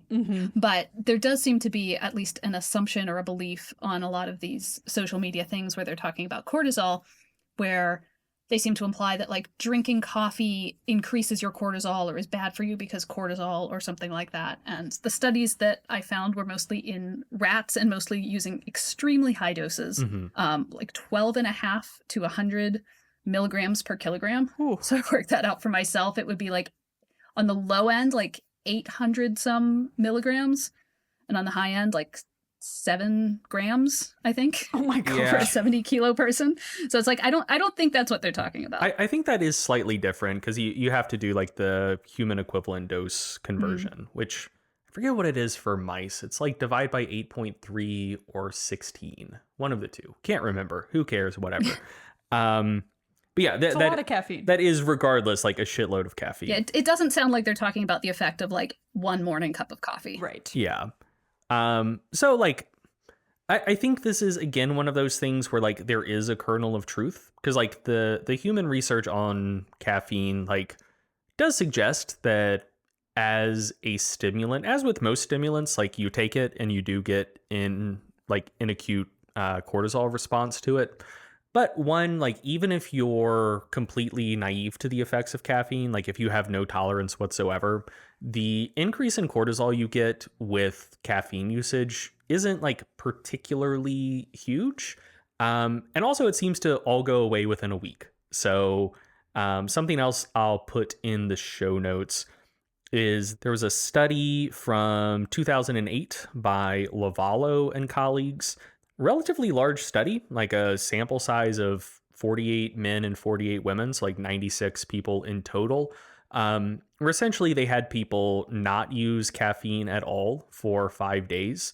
And then they took either, and it was a crossover trial, so like everyone completed every condition. There was like a 5-day resensitization washout like between each like arm of the study. And all of these people basically had a week where they used no caffeine as their like quote unquote treatment, 300 milligrams or 600 milligrams. And in effect, like on the first day of a new caffeine week, when they had not used caffeine for the 5 preceding days, they were resensitized to it. On the first day, there was an increase in cortisol when they would take their caffeine dose. But then by the end of the week, the cortisol response like throughout the day was the same as it was when they didn't use caffeine at all. So, I mean, there are a couple interpretations you could take away from that. One is that either A, drinking coffee for just a week completely burns out your adrenals such that you don't have any cortisol response anymore, and you're just fucked. And That is definitely not the case because, like, if you look further into the data, like, essentially taking caffeine didn't cause an elevation in cortisol, but like the normal diurnal cortisol response and like waking cortisol response and all of that was still the same. Like, it was still totally normal. Or, like, the other interpretation is just that it's normal habituation to caffeine consumption, which is what I think it is. And like Hmm. you see that with like caffeine, I think is pretty misunderstood because it's not, caffeine isn't a stimulant per se, and you do become habituated to a lot of this like quote unquote like stimulatory effects. Its main thing it does is it's a central adenosine antagonist. So, like, not to get too far afield, but like adenosine is, it is something that functions as a hormone, and it tends to have relaxing effects. And there's a part in your brainstem that strongly influences like sleeping and wakefulness. It's your ascending reticular activating formation. And essentially, like, caffeine binds to the same receptors as adenosine would, but it doesn't have a downstream effect. And so it's just kind of like clogging up those receptors. And if adenosine bound to those receptors, it would like make you sleepy and decrease the wakefulness that you experience. And so, like, that's the main thing caffeine does. Like, when people say, caffeine helps me stay awake, like, it does directly and mechanistically via that mechanism. But, like, if someone is naive to the effects of caffeine, like, if they just never use it, for the first, like, couple days you use caffeine, you do get an increase in epinephrine, norepinephrine, cortisol, like, all of the classical responses that you would see to a, like, classical stimulant. Um, but those effects seem to mostly be downstream of like an acute dopaminergic response that becomes like fully attenuated within a couple days. And then within a couple days, you don't see that increase in epinephrine, norepinephrine, cortisol anymore. So yeah, I mean, it is the case that if someone is naive to the effects of caffeine, they will see a cortisol increase.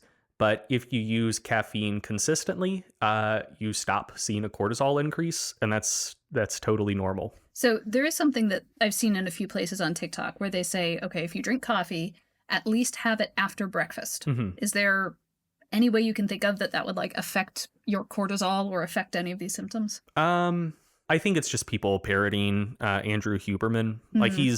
he's the person that I think has largely popularized that. And like, as far as I can tell, like, his reasoning for it is essentially just based on kind of like if A then B then C then D, sort of like mechanistic reasoning. But in terms of direct like human experimental evidence on it, there's nothing. So I don't know. I mean, my perspective, and like, I think that this is something that it would be easy to get like too concerned about potentially, but like, I do think that all else being equal, it's good to consume your caffeine as early in the day as possible because like caffeine has a pretty long half-life. Mhm. Like, depending on your CYP1A2 genotype, like the half-life can vary between individuals, but it's somewhere between like 4 and 6 hours, give or take. So like, if you have a pretty hefty caffeine dose, even like first thing when you wake up, you might still have, and you go to bed like 16 hours later to get 8 hours of sleep, you might still have like, that's 4 half-lives, so like 50%, 25, 12. So like, you could still have like 5-10% of the original caffeine you consumed in your system.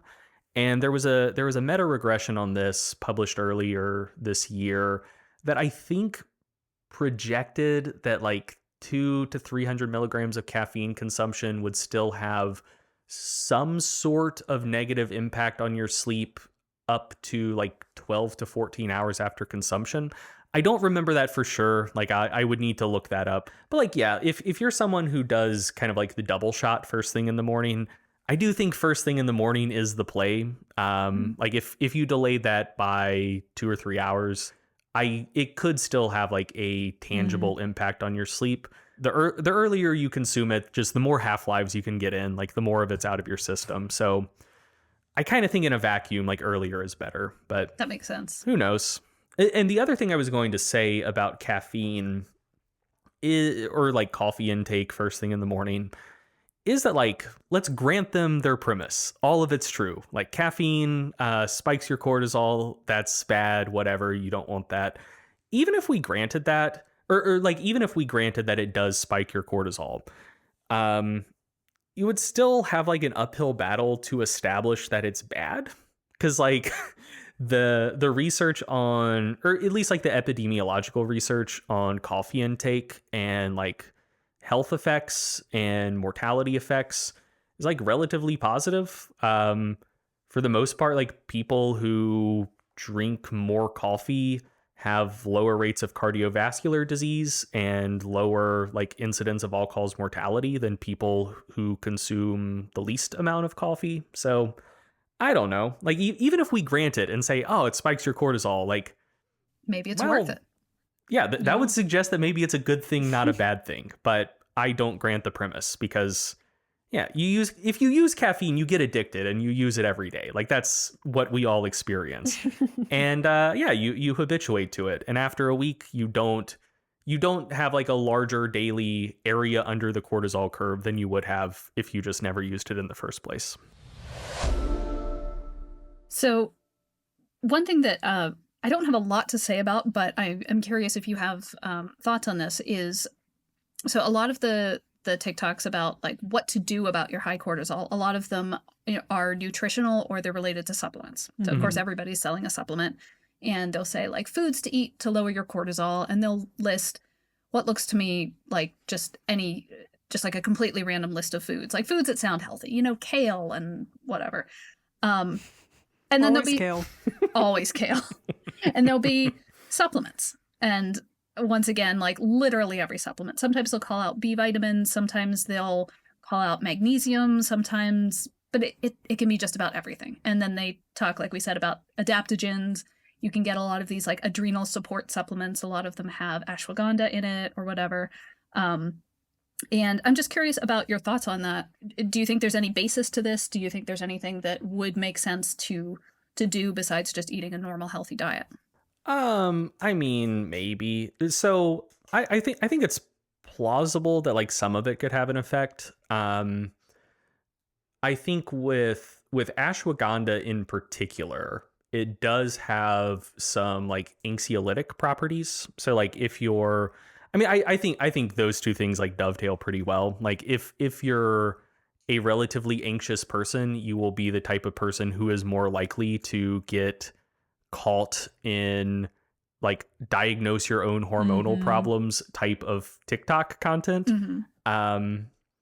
And so, yeah, like I don't know directly about the effects of ashwagandha on cortisol in particular, but like it does seem to be a mild anxiolytic. And if people like they shouldn't, but if they associate high cortisol with feeling anxious, like if they think like, oh, these are two bad things, therefore they must go together, they might have the perception that ashwagandha is lowering their cortisol if it helps make them a little bit less anxious. And so I kind of think that's where that connection is.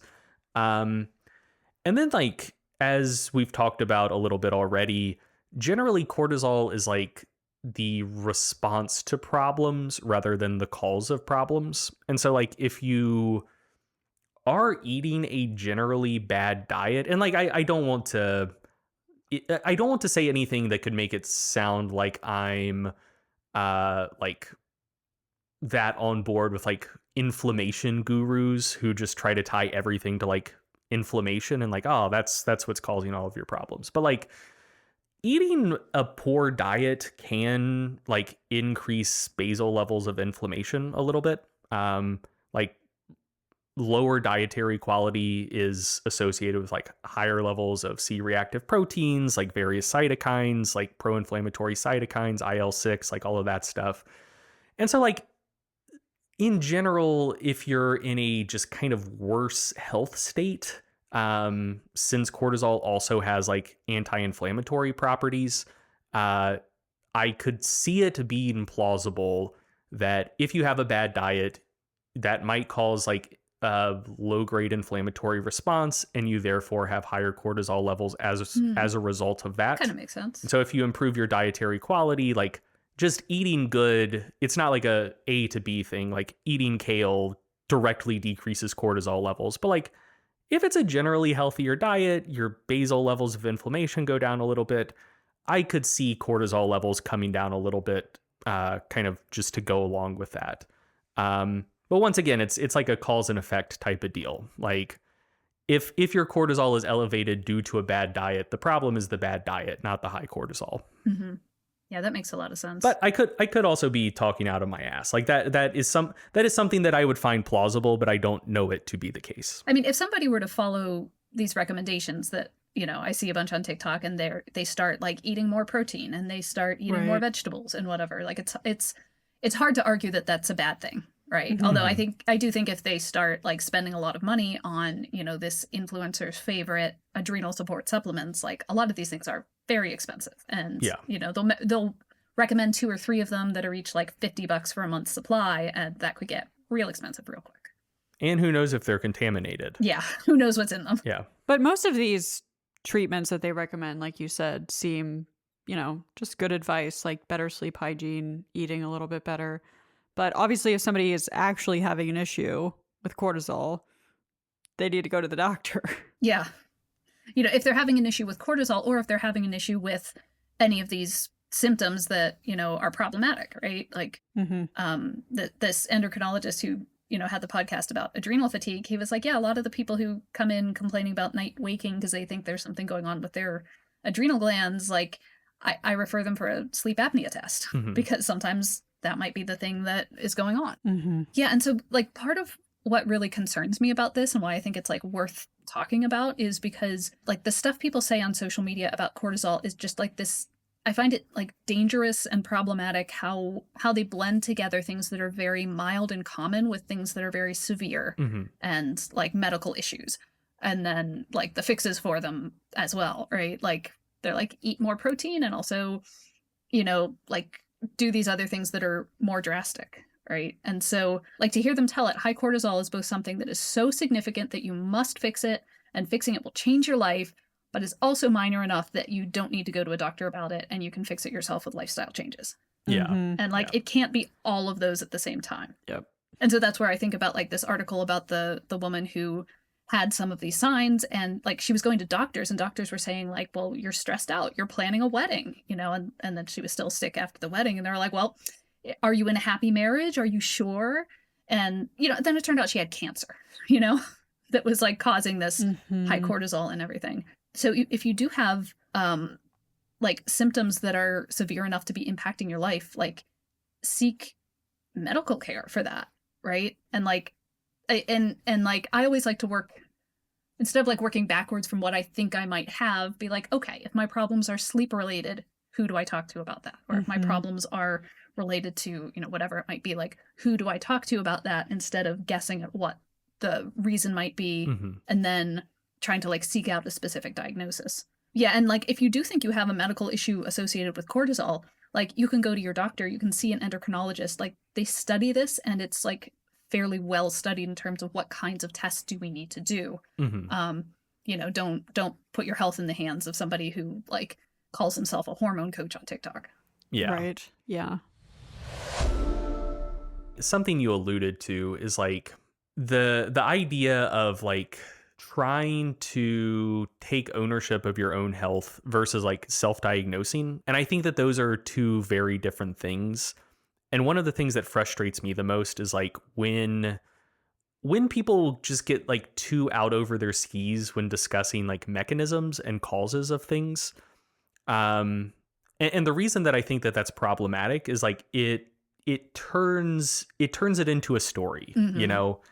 It's less just like, oh, hey, you're not feeling good, here's some things to try, like that's just like decontextualized advice, and like it might be responsible, but it's not going to be that sticky. But then if you can tell people you're feeling this way and there's this hormone that does this thing and it causes it, like you can tell, I mean, there's a plot there. And you get to make some of the connections yourself. Right, yeah. But like that I think just sticks in the human mind better. Even though it's often like very irresponsible. And it is, I think, kind of the switch that can be flipped between, yeah, just like taking ownership of your health and saying like, oh man, like I feel really tired in the morning all the time.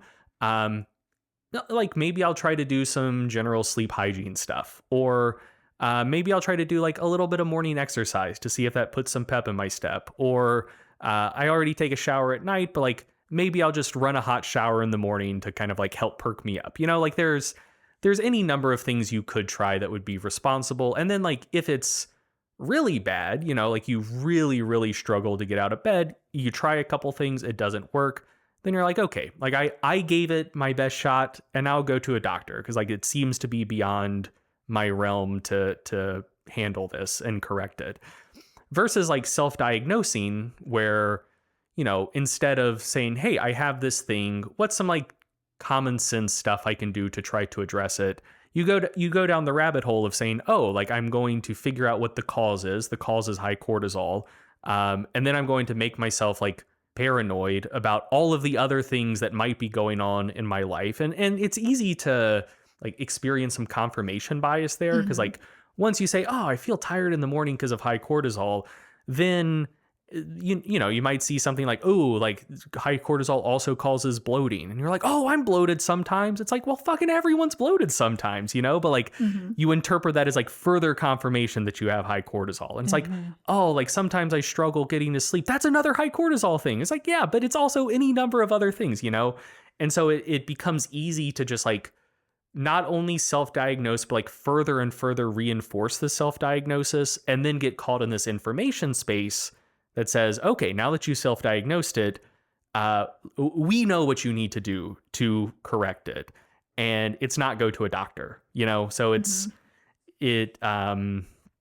I think starts at a good place of someone like trying to take more ownership of their health and like not overuse medical resources and go to the doctor anytime something's like slightly off. But like it leads you down a very different road where as you mentioned, like if someone does actually have a legitimate medical problem caused by high cortisol, they don't need maximal self-efficacy that they can treat it themselves. Like they do need to go to the doctor. And I think that is the danger in a lot of this stuff. Like a lot of the recommendations are ultimately relatively benign, but there's a lot of risk if you're going the self-diagnosis route instead of actually seeking real medical care if there is something seriously wrong. And ultimately, you as a layperson may not be in the best position to know when something is seriously wrong. Yeah, and I think it's definitely like I can see how it's like almost entertaining to sort of like enter this rabbit hole, right? Because you get this narrative like you're talking about, like, oh, now I understand why I'm having this. Oh, and it explains this and it explains this, and it seems like things are getting clearer. But as you follow this rabbit hole, like it branches, there are 900 different things that the people on TikTok say that you should do depending on who you listen to or which video they're making that day. And so it ends up getting even more confusing, meanwhile taking you away from, like whatever starting point you were at before you went down the rabbit hole. And so now you have all of these things that you've supposedly learned, but you haven't necessarily gotten any more clarity about what you should actually do with yourself. Yeah. Except buy more supplements. Yeah, always buy more supplements. Yeah. Check out my discount code, link in bio. Yeah, you may not wind up with less cortisol, but you will wind up with less money. That's true. What are some of your just kind of like general thoughts and takeaways at the end of this discussion, Beth? So yeah, I've been thinking about that. Like, what can we take away from this besides like go to the doctor if you have a real problem? And I think it's kind of meta, but one of my biggest takeaways as I've been scrolling through all of this is how different kinds of misinformation just like eat each other up. Even things that totally conflict with each other, like adrenal fatigue and high cortisol, like all you have to do is mention them in the same video. And now you've gained the powers of everything people have heard about adrenal fatigue and everything they've ever heard about stress. And, and then you can like add in people's anxieties about weight loss, and you make this sort of like this Kirby or this Voltron that's like gained the powers of all the different parts of it. And that has all these promises about how, a stack of supplements can change your life. Or if it's not this supplement, it's going to be this other thing. And like, I find this like extra dangerous because if one of those things doesn't make sense, or you try it and it doesn't work for you, or you find out that like, oh, that's not real, all the other ones are still there. And this myth can just like keep on going forever. Yeah. Like as I was doing this, I came across like a Reddit for adrenal fatigue. And so it says like right up front, like, adrenal fatigue is not, a recognized diagnosis, but then people start talking about like, I have HPA axis dysregulation or dysfunction. And like, Mhm. it just sort of like gets to move its own goalpost as it goes because it's like this conglomeration made of everything. And this, I think, also kind of ties into like what TikTok is as a format. And like we said, this applies to lots of social media. Like TikTok is like a really good example to point at right now. But like it's not the only one that works this way.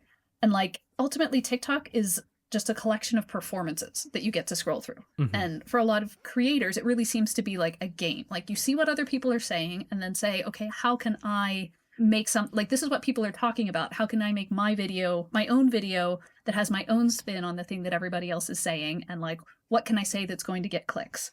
And like make it in a way where you think like more people will watch and share yours than another one. Yeah. Like as I was scrolling through, I found like videos that were like duplicates of each other, but like with a different person in it, saying it in a different way, but like ultimately like making the exact, it looked like they were using the same script and you Mhm. can tell one person saw the others and was like, oh, I can do that better. Right. And like maybe it's a better video in terms of, engagement, but you think you're getting information and what you're really doing is you're like watching performances and providing clicks to this algorithm. These are not necessarily people that have your health as their goal. Here's a question for you, Beth. On TikTok, the supplements being recommended and some of the treatments that you would pay money for. How often did people have like affiliate codes or discount Always. codes? Always. And 100%. was it a relatively small number of brands? That's a good question. I've not done like a good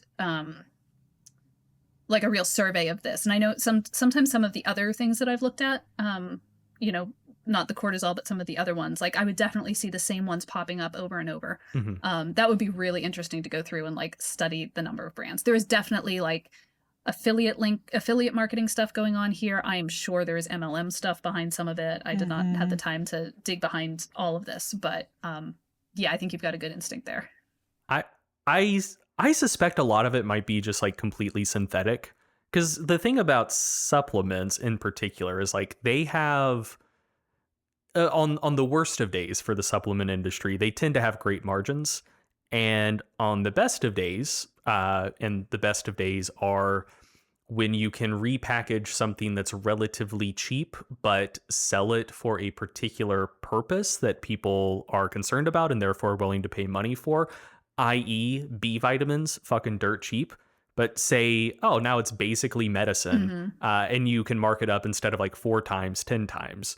Now you're in a situation where you have a product that has crazy margins, and so you can reach out to influencers and say, hey, I'm sure other supplement companies have reached out to you, but like I can give you a better deal. And also, this is this new thing. Like whatever health concern people have been talking about, like that's already played out. People have seen this content already. But like no one's talking about the cortisol yet. You can get in on the ground floor, or once it gets going, you can say, hey, look, like I'm this person from a supplement company. These 5 other influencers are already promoting this product and like making all of this money from it. Like, do you want to get in too? And like, here's the ad copy. Like when you said a lot of the videos seem to be like basically identical with just like things presented slightly different ways, that was the first place my brain went. I'm like, it might be monkey see, monkey do, but I think it's mostly affiliate marketing and people reading like close variations of the same script. And a lot of this just being like synthetically driven from the top down. Oh, see now I want to go through and like draw a family tree of these videos. Like, oh, like who has the supplements? Like, what are the supplements linked in this one? What are the supplements linked in this one? I would not be surprised at all if you're absolutely right about that. If the ones that have like very, very, very similar sounding copy and like very, very similar sounding claims, if they're coming from the same supplement company, like I almost promise you that's what's happening. Yeah. And then those are going to be all the big influencers, and then like the smaller the people with smaller follower counts are just going to copy those, Yeah, and because they want to seem like the big influencers, they want to be doing the trendy thing, and then yeah. it's just all the way down. Yep. Oh, that's fun. That's fun. Greg, did you have any takeaways you wanted to get into? I think Beth had one more. Yeah. I just wanted to mention that, like, in terms of your own health, like, just be thoughtful about distinguishing between things that are so minor or so mild that you can experiment with lifestyle changes on your own to deal with them, versus issues that affect you so much that you need professional help. Mhm. Right. Which, I think, like, you pretty much nailed a minute ago, and just like go to a person that specializes in the thing that you think is wrong with you. Like, not a hormone balance coach, and not like a chiropractor. If you think you have a hormone issue, go to an endocrinologist. Like, this is a thing. They exist. Like, go and see one of them. Yeah, this is a specific thing.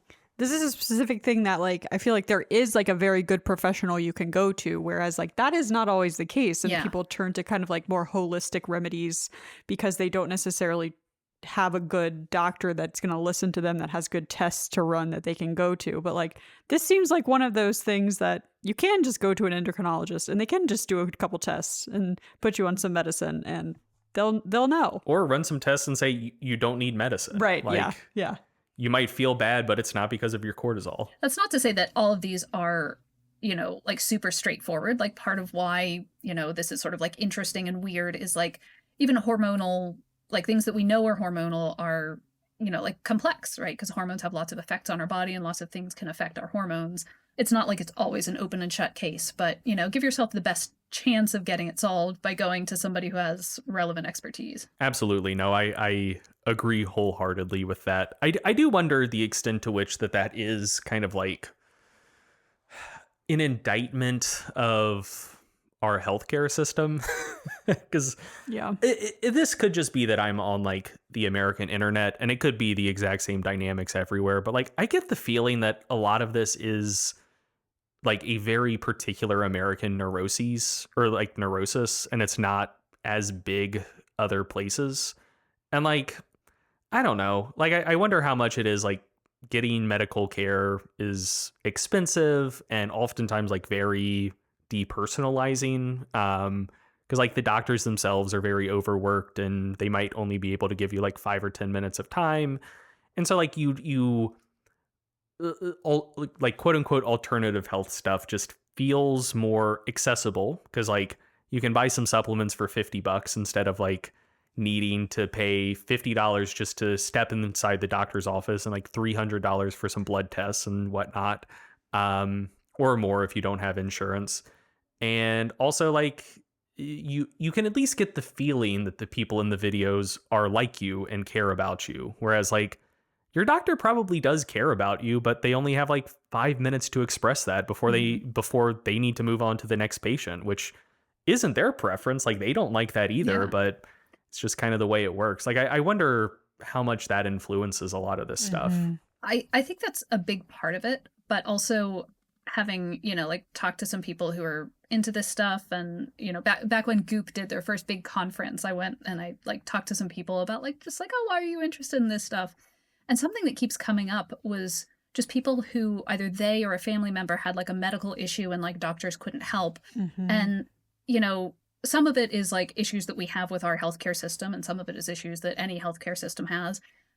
But a lot of it is just, like, not everything is a problem that's easy to solve. Like, some of them boiled down to, like, a family member had cancer and that sucked and they couldn't fix it and they died. And, like, not every problem is easily solvable. And even when you know what the thing is, not every solvable problem is easily fixable. And, like, that's sort of the nature of medicine, so far in history. Like, maybe someday we'll have everything, able to be, like, fixed instantly. I don't think so. But, I think some of it is sort of like an existential, like, you can't fix everything. Doctors can't fix everything. But if I go to this naturopath, they'll at least talk to me and make me feel better. And then I'm going to trust them to fix everything. And if they haven't, maybe we just haven't fixed it yet. Yeah, that makes sense. I think that kind of the snaking rabbit hole of, like, potential diagnoses and treatments, like, I think that does a lot of work for like naturopaths as well. Because like with a doctor, it's like, oh, hey, you think you have a cortisol issue? Let's run these tests. Either you do, here's a drug, and branching issue from that, like, do you need something else to help manage side effects? Do we need to titrate dose? Whatever. Like, it's relatively like straightforward. Or it's just like, oh no, like you think that's what your problem is. We ran the test. It's not that. Do you want to do just more broad spectrum testing, or do you want to leave? And a lot of people will leave. Whereas like with natural health folks, it's just like, oh, like it's a lot more loosey goosey. It's like, we're going to do a bunch of these like free form tests that like you have a billion degrees of freedom to interpret however you want. So like, if you say, it's cortisol, here's like 5 things we can try. First one didn't work. That's fine. On to the next one. Next one didn't work. On to the next one. Well, okay, none of these worked, but based on all of these just kind of nebulous tests we did, there's like 17 other things it could be. So like, let's get on to the next one. And I think that that's often like perceived as like caring and holistic. Yeah, it feels like they're on a journey with you and you're navigating it together versus a doctor who's just like, well, if it's not that thing, then, I don't know, maybe take more of that drug, or maybe I'll refer you to another specialist and you'll have to start over. Yeah. Yeah. And I think that it's challenging, because I do think a lot of like natural health folks are like, they believe everything they say and they're very well intentioned. Like I think that is the majority of them, but it's also, if I were a grifter, that's exactly how I would do it as well. Because it's functionally, you've given yourself the longest leash possible to keep someone on the hook for years and years and keep draining them of money, even if you never help them. Because like, you keep dangling the carrot of hope in front of them. They're like, oh, there's always the next thing we can try. Yeah, that's tough. Yeah. I had a couple takeaways from this as well. One is that I think that it elucidates a lot of the problems that people have with single factor thinking. So like, most of the things that people are attributing to high cortisol are just kind of like vague symptoms being described that could have any number of causes, or that might just be completely normal. Again, like the tired in the morning, wired at night. I keep coming back to that because like, I have an extreme late chronotype, and that's just my life. And my cortisol is normal. And like, I've tried everything I can to like be more of a morning person, because like the world is built for morning people, but like I can't, and there are people like me, and it's normal and it's annoying, but it's fine. And like, it doesn't need to be like interpreted as high cortisol causing that. But yeah, like vague symptoms that could be caused by any number of things or are completely normal. And there's a desire by a lot of these folks just to chalk it all up to cortisol. And I think that that's like a natural human thing to do, because it helps like simplify a problem, which gives people a greater sense of agency. Like, it gives you the idea that there's a lot of stuff going on in your life that you don't like, and a lot of things that are making you feel bad. And there is a single cause. And if you can address that one thing, everything else will go away. And I think that that's inherently alluring to folks, because it's just simply easier than making like really, really significant lifestyle changes to take a more broad spectrum approach to address a lot of problems that you might be experiencing.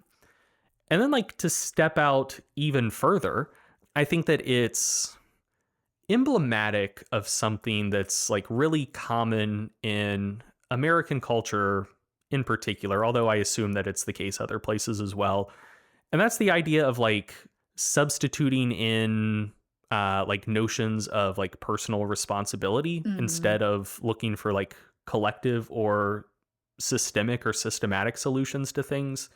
Like, one of the things that jumped out to me, both in like reading about cortisol in general and going through the content of this episode, is that a lot of the things that people attribute to high cortisol just sound like symptoms of general fatigue and burnout.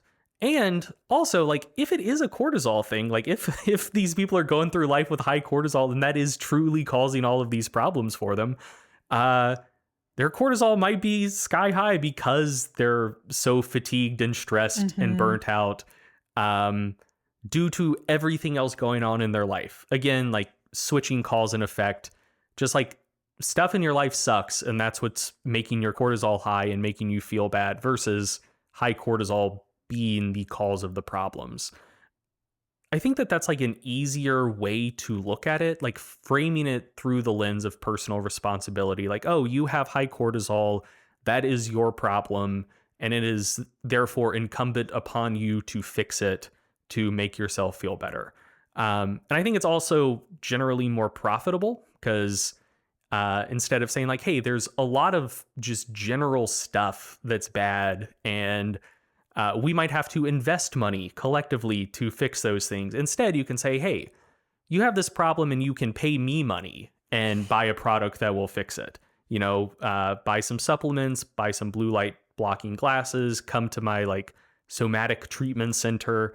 And so, yeah, like that's both easier and more profitable than doing things like, you know, if you're like fatigued and stressed and burnout because you're living in like a precarious financial situation, like the majority of Americans are, like, what's the statistic? Like 60% of people are one paycheck away from getting put on the streets.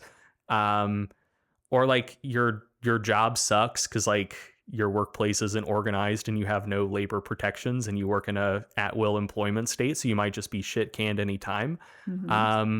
Or like you're in a bad relationship and have like no social support because a lot of like social systems have broken down and, you know, you don't have that much free time to develop a robust friend group and you had to move 3 hours away to find a job instead of being able to stay close to family and your support network. Like there are a lot of things that like could be making you feel shitty. And like the solutions to those problems are tough. Like, you know, organizing for better working conditions and better wages, like agitating and organizing for like a more robust social safety net. So you don't feel like the gripping anxiety of just like, if you have one bad day on the job and get fired, like you're fucked a month from now if you can't find something else. You know, like advocating for like better urban planning. So there are like more and better public spaces for like being social and like having meaningful connections with people in real life. Like a lot of those things would make people feel fucking better. And that's Yeah. harder and less profitable than just saying like, hey, buy some B vitamins, you know? Yeah, and a lot of these, you know, like they'll say like, well, eat your kale and go for walks and whatever. And it's like, to some extent, like that is itself aspirational. Like how many people have a place where they can easily and safely go for a walk in the morning or whatever hour they want? How many people are getting like, are buying all of these supplements and have the money to buy all these supplements and stuff? And like, no, and I totally agree with all of this. We live in like a capitalist hellscape that is making our lives, most of us making our lives worse. And we do not have a lot of power to change that. Yeah. I mean, it's, I mean, I should not be such a downer. We should take upon ourselves the power that we do have to change that. Absolutely unionize your workplace. If you don't know how to do that, get in touch with me. I'll put you in touch with somebody. But it sucks. Yeah. So yeah, that's not a particularly happy note to close on, but I do think that there's, I feel like I would be doing a disservice by not mentioning that. Cause like cortisol, stress, hey, why are people stressed? Like, there's a lot of stuff that you can't fix by taking a pill or tapping on your forehead. Yeah. And like, there's a lot of research on like the effects of stress on health, you know, like social determinants of health and things that like really do have, you know, a major effect. Poverty, racism, like these things have huge effects on your health. Maybe some of that's mediated by cortisol, you know. But yeah, so buy my supplements. That'll help.